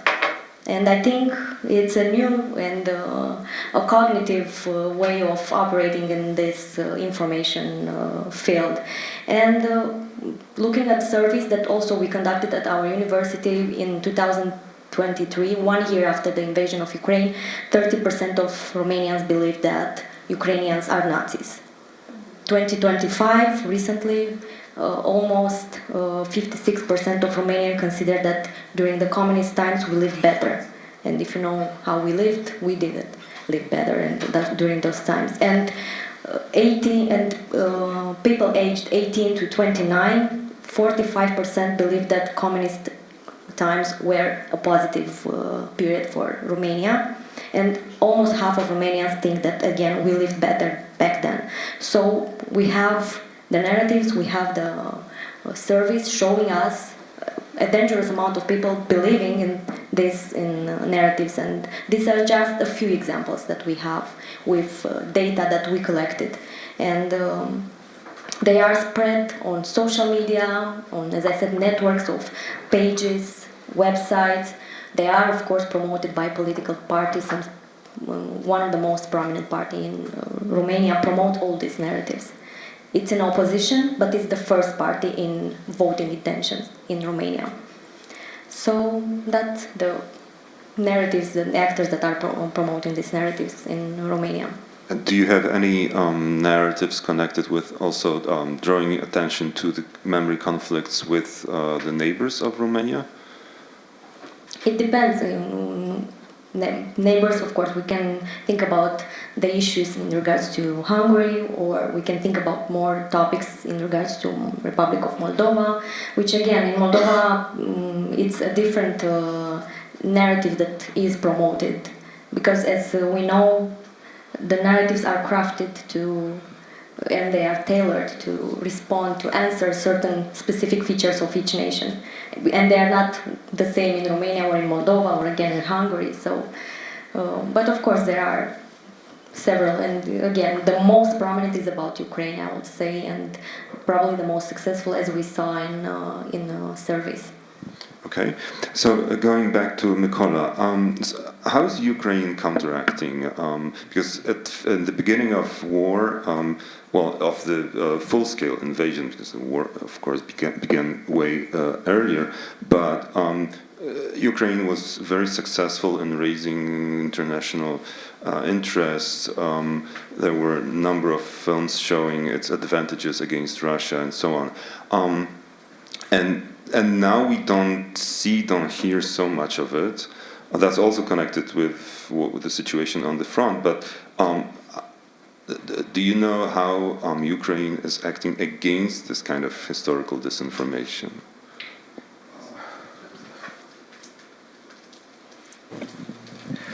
Well, I feel that Ukraine is quite successful in fighting of historical disinformation at domestic area, because probably it's easier. We recognize that we are in war, and of course some special measures should be applied, because à la guerre comme à la guerre.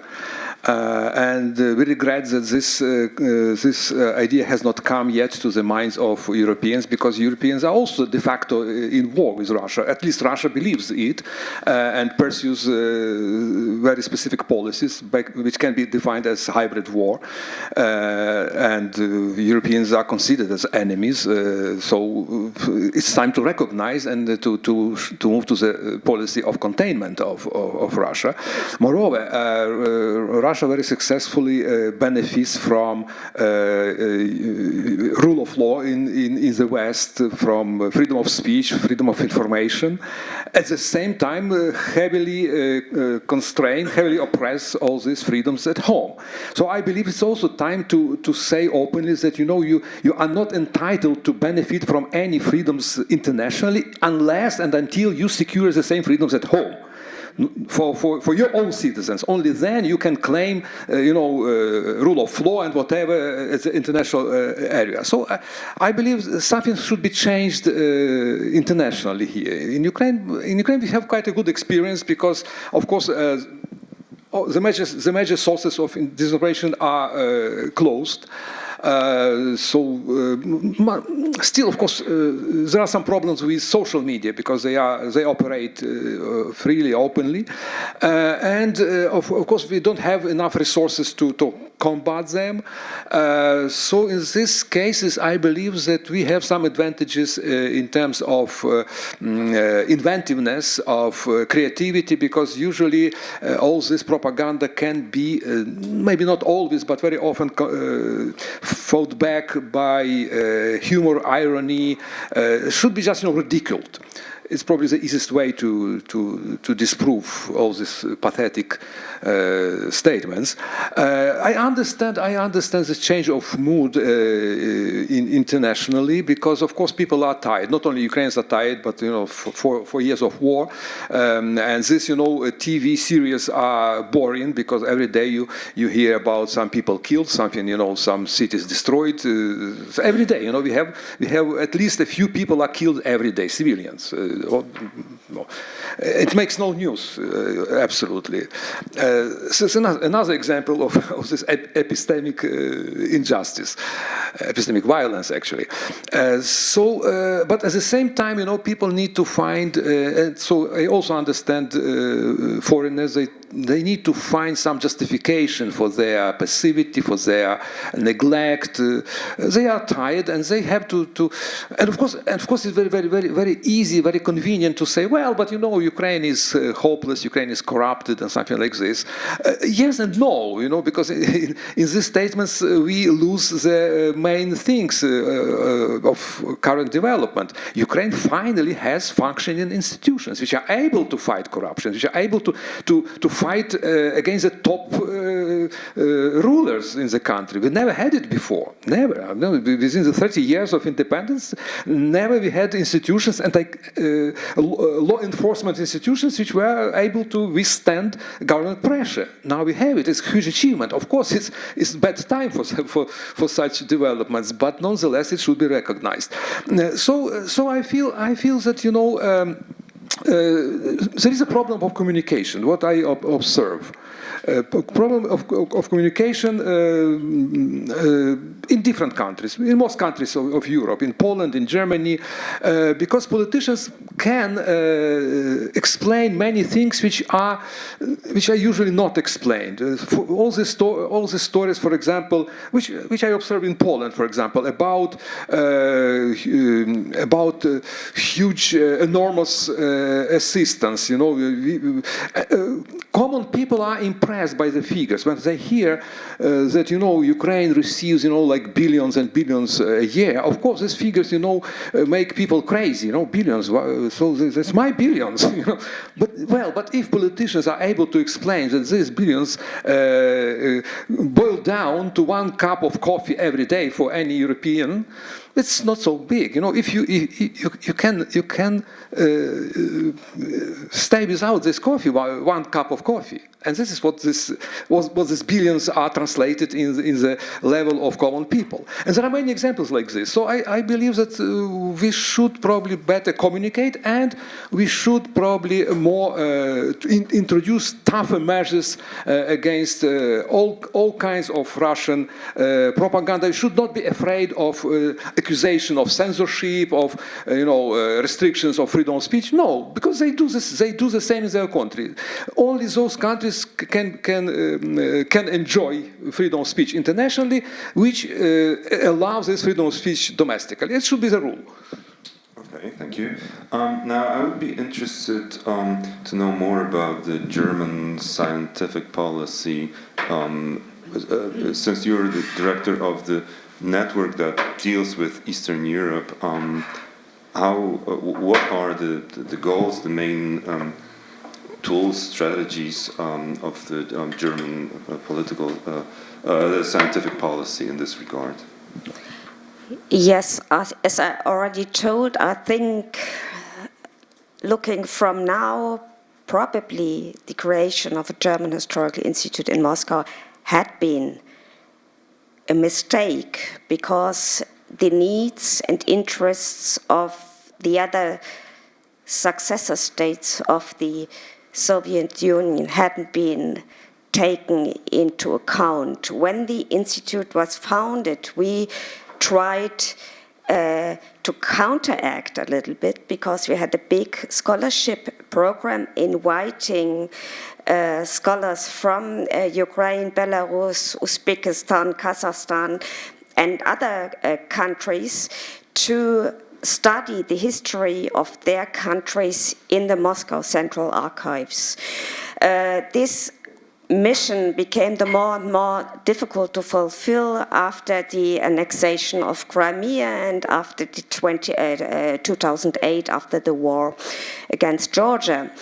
And what we try to do now is to create a decentralized network of smaller research centers, in taking into account the different perspectives of people living in these countries or migrated to these countries. And we think that this would be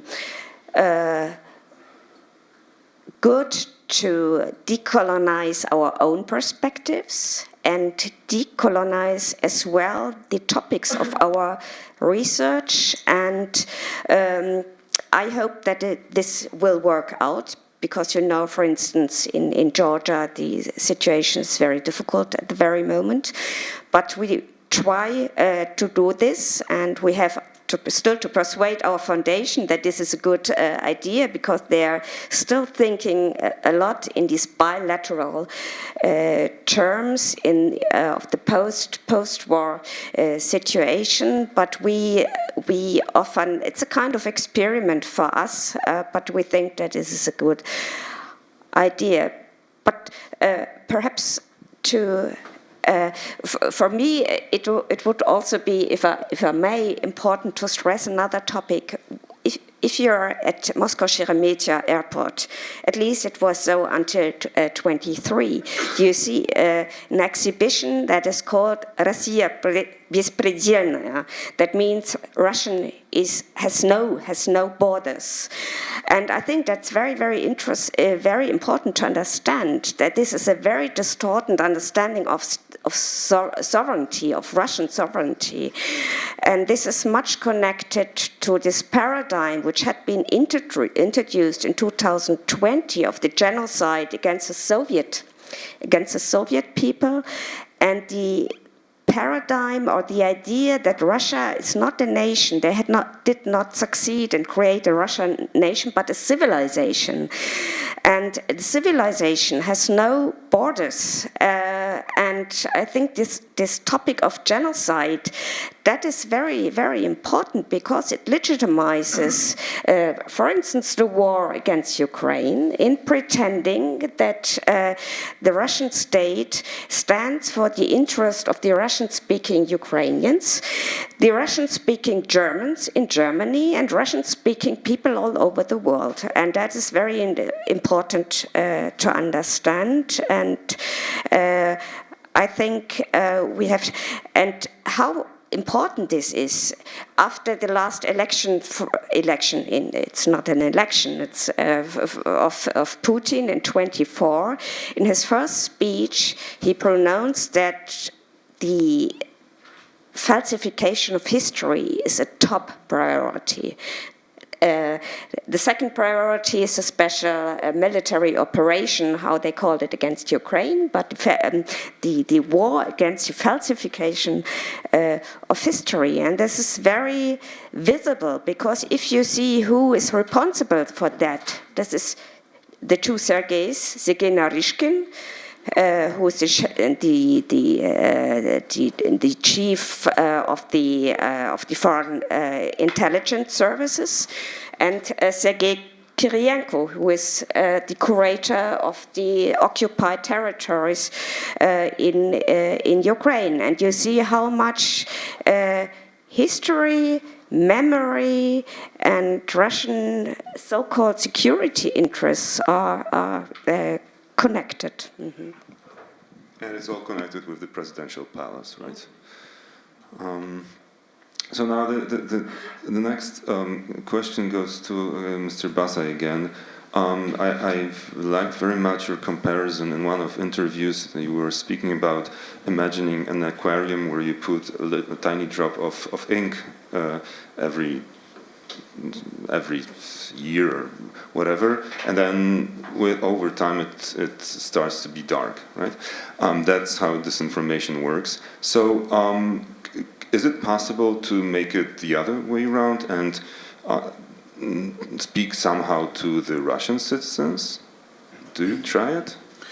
Well, from this perspective, there was a good example about cognitive vulnerabilities of the audiences in general. So we should be aware of our own vulnerabilities about the way we interpret, we as humans in general, informations, and because the Russian model from psychological perspective excludes something like objectivism. It's mainly based on the pillar of subjectivism, so every targeted audience has its own subjective model of the perception of the history in the context of our common discussion. And so they do recognize this model, they do profile what kind of informations are most effective to this targeted audience, and then they do prepare the propaganda messages. they are in good enough quality, not always, but very often. So it's a good example how they mix this typical military psychological operation TTPs to civil propaganda effort, using different types of colors, depends about the region, about the even the time of year in general, differently in spring, differently in autumn, differently in winter. So this is the details, right? But from socio-technique, it's very important. And I think this is also one of the examples how we can split the differences between public diplomacy affairs of the West and Russian propaganda, which is using, from Western perspective, illegal TTP in communication, but from Russian perspective is absolutely legal and mainly based on Lipsky and Lefebvre models of subjectivism, in fact. So it's about research from 30s and 50s. Answering your question, sir, about operations aimed at the Russian-speaking audience. It's quite difficult to answer because, first of all, it's not true that Russian information environment is bulletproof. Absolutely is not. I mean, Roskomnadzor is quite actively defending so-called the perception of the Kremlin in general. But this RUNET, as they call it, it's not like a closed castle. You can share the communiques. I think one of the example of effectiveness of such an effort was when Russians did down the MH17 flight, and there was a criminal investigation, and one of the part of the criminal investigation was appeal to witnesses, right? Of course, from the part of Russia, which was quite difficult to spread this message, this appeal to Russian-speaking audience. But we saw Western effort to support such a communication, and we saw also the activity of Roskomnadzor, probably Russian services, trying, to delete as much as they can or block as much as they can at the current time such information. But generally speaking, 15 or even 20% of such information packages survived in Russia. So it means that they are not bulletproof. I think one of the great example is common Ukrainian operations aimed at the perception of the war, spread to Russian audiences, very different ones. We see. I'm talking about these official ones, right? Attributed to the state, but we can identify also, including Telegram, some communication efforts trying to discredit political decisions and political perspective of Russia in Russia. But we do not see that this content affects the audience. So the question is not is it possible to get there, but how to get there to make this communication effective from our perspective. Because Russians are, for many reasons, do not interested in such a detailed and context messaging, and but answering for the operations abroad is easier. I mean, I don't remember if I have shared the example of Ambassador Kutrashev. No, it's a Russian ambassador in Iraq. He's a friend of Kadyrov, and he's very aggressively spreading anti-Polish and anti-Ukrainian propaganda on site. One of his main topic is to expose the picture of Russia war against Ukraine as an effort to defend Ukraine against Polish aggression. Right? So our effort to counter it was, of course, using this Arabic language web portals to decompose this narrative, to spread this materials through WhatsApp groups, etc. And on one of these WhatsApp groups, Kutrashev was present. So he became more aggressive, right? He just started to sending us some, from real life it wasn't scary, but he probably wants to intimidate, right, the group of experts that were working on the ground. From our perspective, it was a success because he was provoked, great. But how it affects on the wider public opinion? Because on these groups there are also journalists, so they are reading such materials. They don't have to agree with our point of view, but if it's logically prepared, they invite Kutrashev to national TV station, and two of the questions that he was forced to answer was from our so-called our publications, right?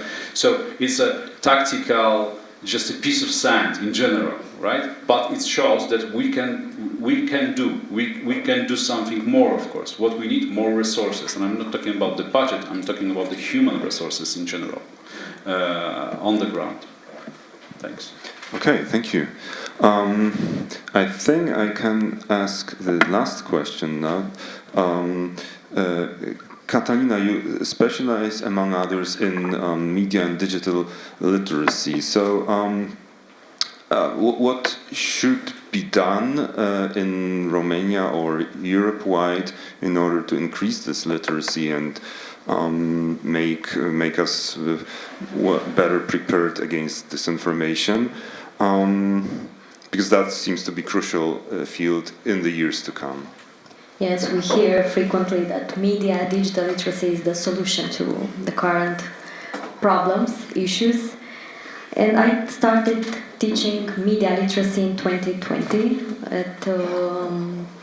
At that moment, I wasn't sure. I was working as a fact checker, and I didn't know what to expect from that. And we had to create from the beginning and materials, exercises, because we didn't know for sure how to teach media literacy, because it sounds good, it looks like it's a solution, but how to teach media literacy? Because you can't go in front of students and show them good sources, bad sources, or this is the reality, this is not.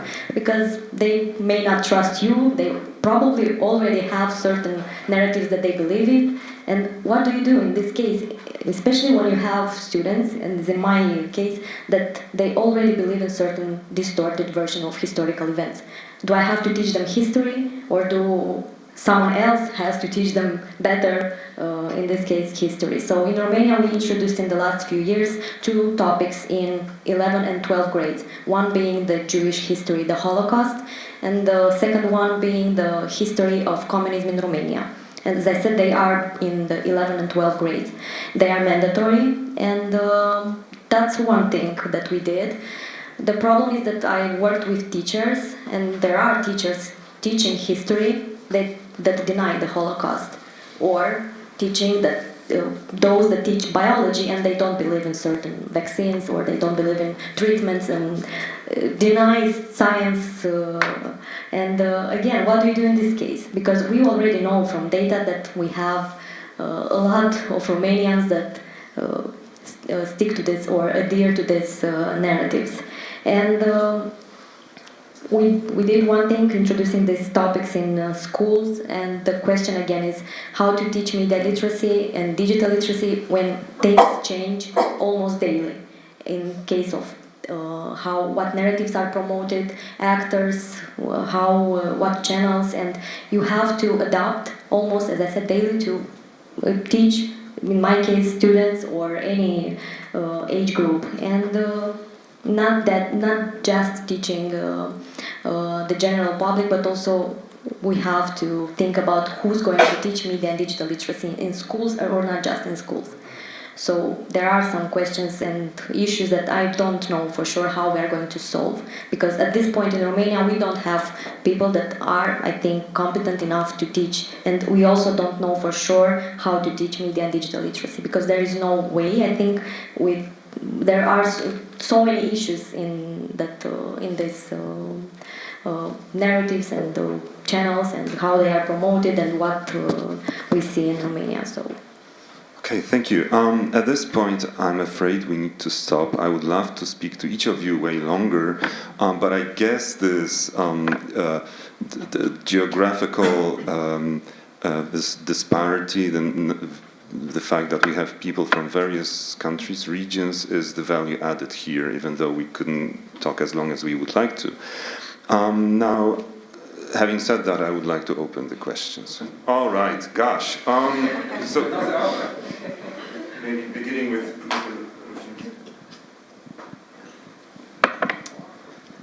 Thank you. Cezary Lusiński, Minister of Foreign Affairs, Department for European External Studies. I must admit that the task to counteract Russian narration is a difficult one. They're efficient, they broadcast their half-truths globally, they use the fragilities of people in particular regions. Say in Africa, they use the narration that they fight the colonialists. In countries like Moldova, they take care for the people who are not taken care by their own government. So they are efficient. They use the instruments that are difficult to cope with, like Telegram. We're not allowed in Polish diplomacy to use Telegram. I mean, it was a special permission only. Sometimes we must go to us difficult solutions as to counteract the narrative in Russian. Say in Moldova recently, that's my last sentence, there was a major battlefield prior to last parliamentary elections, and since the narration, counter-narration towards Russian narration was covered by Romanians in Romanian, so we were asked by say, the institutions of the European Union to do it in Russian, and so we did. Thank you. Thank you. Okay, so let's collect a few questions from that row.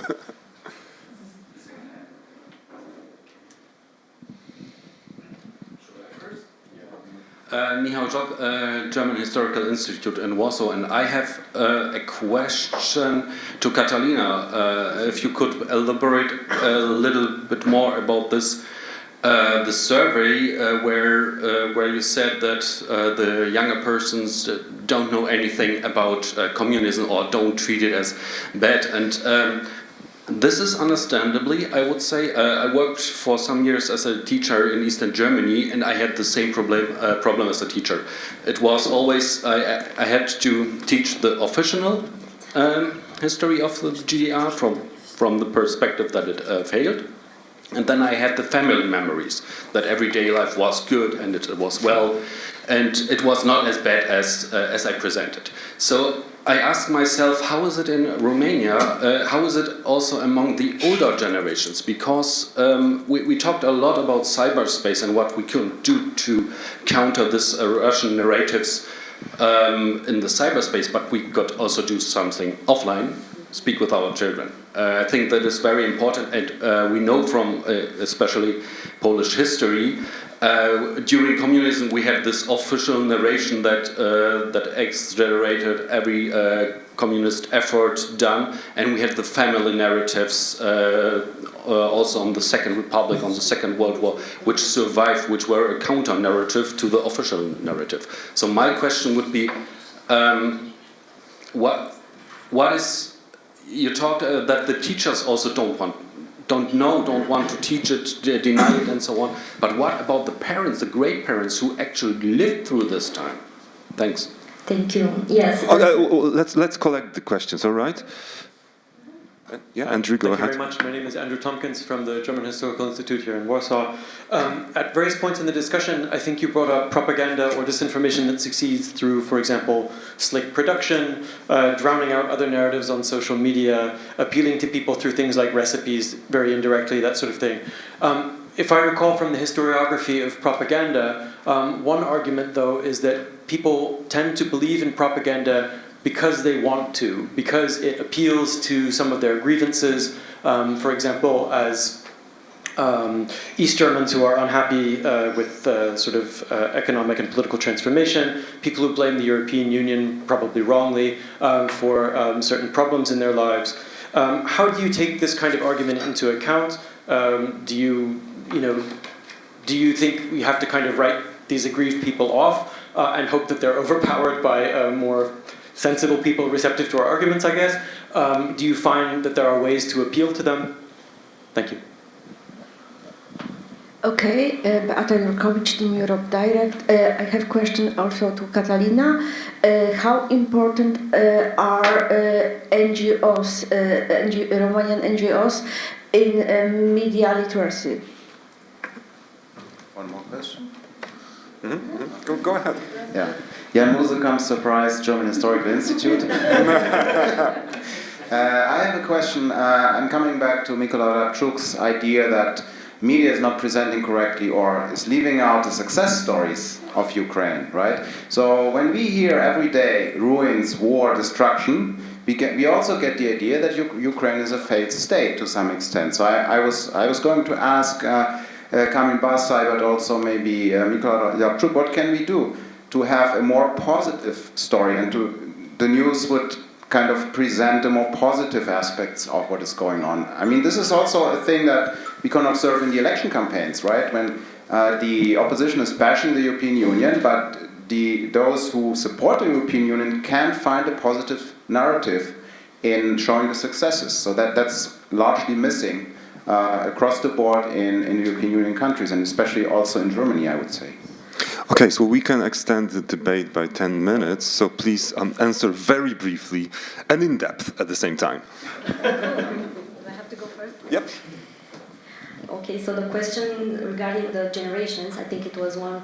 We were also asking ourselves, the question with young people was how they perceive nostalgic, how they perceive communist era, and as I said, they were aged 18, 29, they didn't live through these times, and they think it was positive and good, and it was a good thing for Romania. We are asking also what were the sources of their information, and the family members also were the one that said probably to them that this, and in older generation we see the same thing. It's even more than 50%, it's almost to 70% thinking that good times were the communist,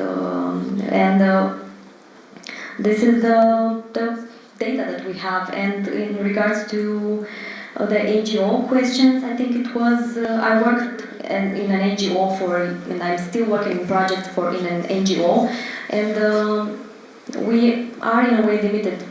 We promote media literacy tools and digital literacy tools. We do trainings for teachers, for students, but it's for a small amount of people, I think. So the results are also limited because we don't do that for schools, for all. We don't have introduced that topic discipline in schools or in universities. So it's just some limited interventions that we have during our projects. And the questions, I think it was also about the social media pages that promote recipes, that promote zodiac, and also some religious narratives.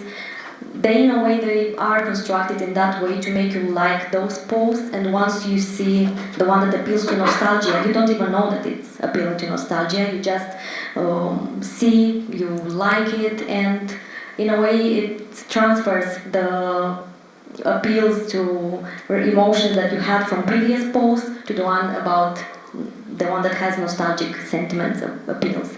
So it's a very pervasive and very, very well designed, I think, strategy to promote, to make people think about how things used to be without saying too much. And if they used to be better, now it's worse. And in Romania, being part of the European Union, being part of all the Western partnerships, you don't even realize that from recipes and zodiac, you start thinking that it's not good living in European Union. So, thank you. I hope I wasn't too long. I'll try to do my best to be as much precise as I can. So answering your questions or statement about effectiveness of propaganda, and people do agree with some theses.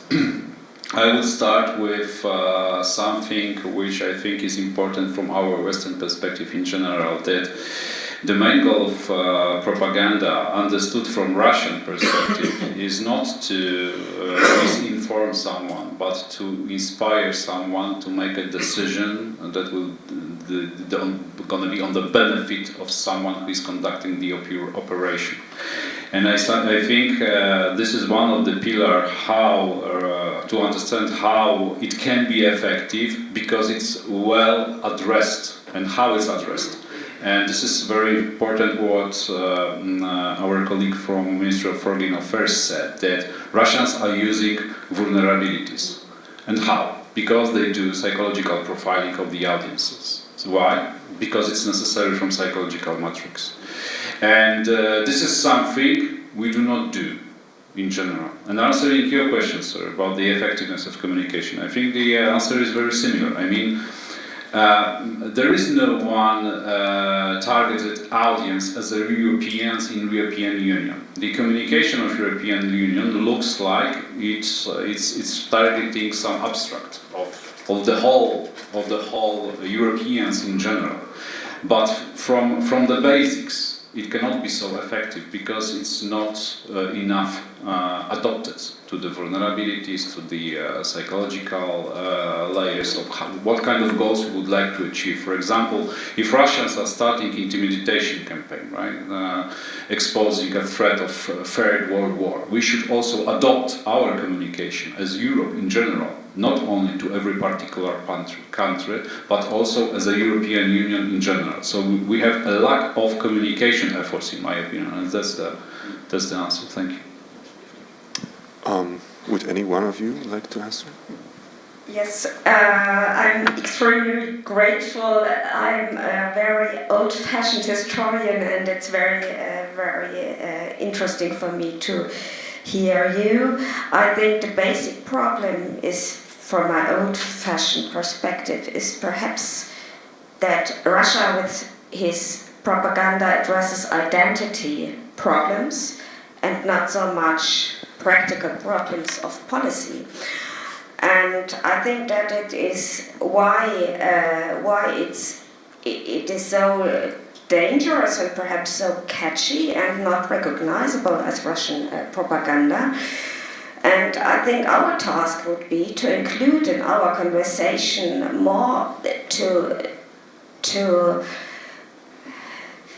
persuade students and everybody we work with that we have to focus on practical political problems. And I think that probably is a hard task to do. And I think fact-checking, that is really difficult. But I remember when I was still in Russia in 2016, a film came out about the heroic deeds of the 28 Pamfilovцы. This is a Panzer brigade, a brigade which heroically fought against the Germans when they approached Moscow. But that brigade never existed, and Medinsky wrote a book about that, pretending that this is an historical fact. And a very important Russian historian stood up and told him that he should not engage in myth-making. This historian was forced out of his institution, and Medinsky answered to this challenge that it's not important if this is in a historical sense accurate or not, but this is a holy legend in which every real Russian is supposed to believe, and this is much more a question of loyalty, of identity, of the preparedness in belief. It's a question of belief and not so much a question of knowledge.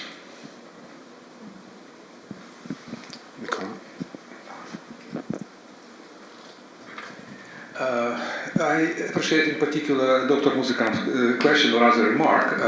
Indeed, we have to pay more attention to some positive stories, and there are a lot of them. Actually, I don't monitor all the international mass media. I read mostly English language and Polish, occasionally French and German. But I must say that at least these media are pretty. They provide pretty good coverage of positive stories from Ukraine, especially like Guardian or New York Times or Wall Street Journal, Times. Basically, they do it. They do this job. They recollect various stories. They report also about new theater performances, about museums, which are overwhelmed today. Under these conditions, they still operate, and people are going there. It's absolutely not fair state because everything works in Ukraine. Trains run in Ukraine better probably than Germany. This is what my friends say. It's not my observation. It's my German colleagues say it. We have water, we have heating. It's not great, but we have still heating at homes. We have electricity, which is of course distributed in very limited way. But again, it's very well organized because we knew in advance a day earlier. We know when it will be switched off. So we can more or less plan our day because we know these hours when we have access to electricity. It's different every day, it changes, but still it's possible. So there are a lot of things, and of course all these administrative services, they are provided. So, but it relates not only to daily life, because it's really impressive, when you see this tickets sold out to the theaters for many days ahead, and not overwhelmed hosts, because there are restrictions. They cannot be overwhelmed because they cannot sell out more tickets than there are places underground in the shelter. So opera theater sells only 400 tickets instead of 1,000 something, but nonetheless. And of course, this relates also to historical issues, because in Polish-Ukrainian case, there are a lot of positive things historically, starting from Cossacks fighting with alongside Sobieski in Vienna, and to this, role of Ukrainians in fighting Bolsheviks in 1920. So there are a lot of things which can be reported and emphasized. But the last point which relates to everybody, I fully recognize the importance of all these historical issues and the importance of our response. We have to fight back all this Russian propaganda, disinformation, in particular on historical issues. But nonetheless, at the same time, we have to remember and to remind our interlocutors, to our audiences, that this is basically it's not the most important issue, because Russia uses all these debates in order to detract our attention from the key points. And the key point is that Russia violated a number of international agreements. Russia violated international law. So it doesn't matter whether Ukraine is new state, non-existent state, does this nation exist or not. It exists because it's a member of United Nations. That's all. And there were like 5 or 6 agreements with Russia about peace, friendship, and blah blah blah. They violated all these agreements, and this is the main problem. Regardless of all these historical issues, which are important, but they should not detract our attention from the main point. Whether you like Ukraine or not, whether you recognize it as a nation or not, Russia violated the international law, and this is the main point. Thank you. I guess that's the right sentence to finish the debate. We exceeded the time, so I will not make any concluding remarks. Please forgive me. I would like to thank for all the questions. I would like to thank the Polish Institute of International Affairs for hosting us here and co-organizing the whole event, and especially Anna Maria Diner for helping us. And above all, I would like to thank our keynote speaker and the panelists, and I hope that we will have a chance to meet again. Thank you very much.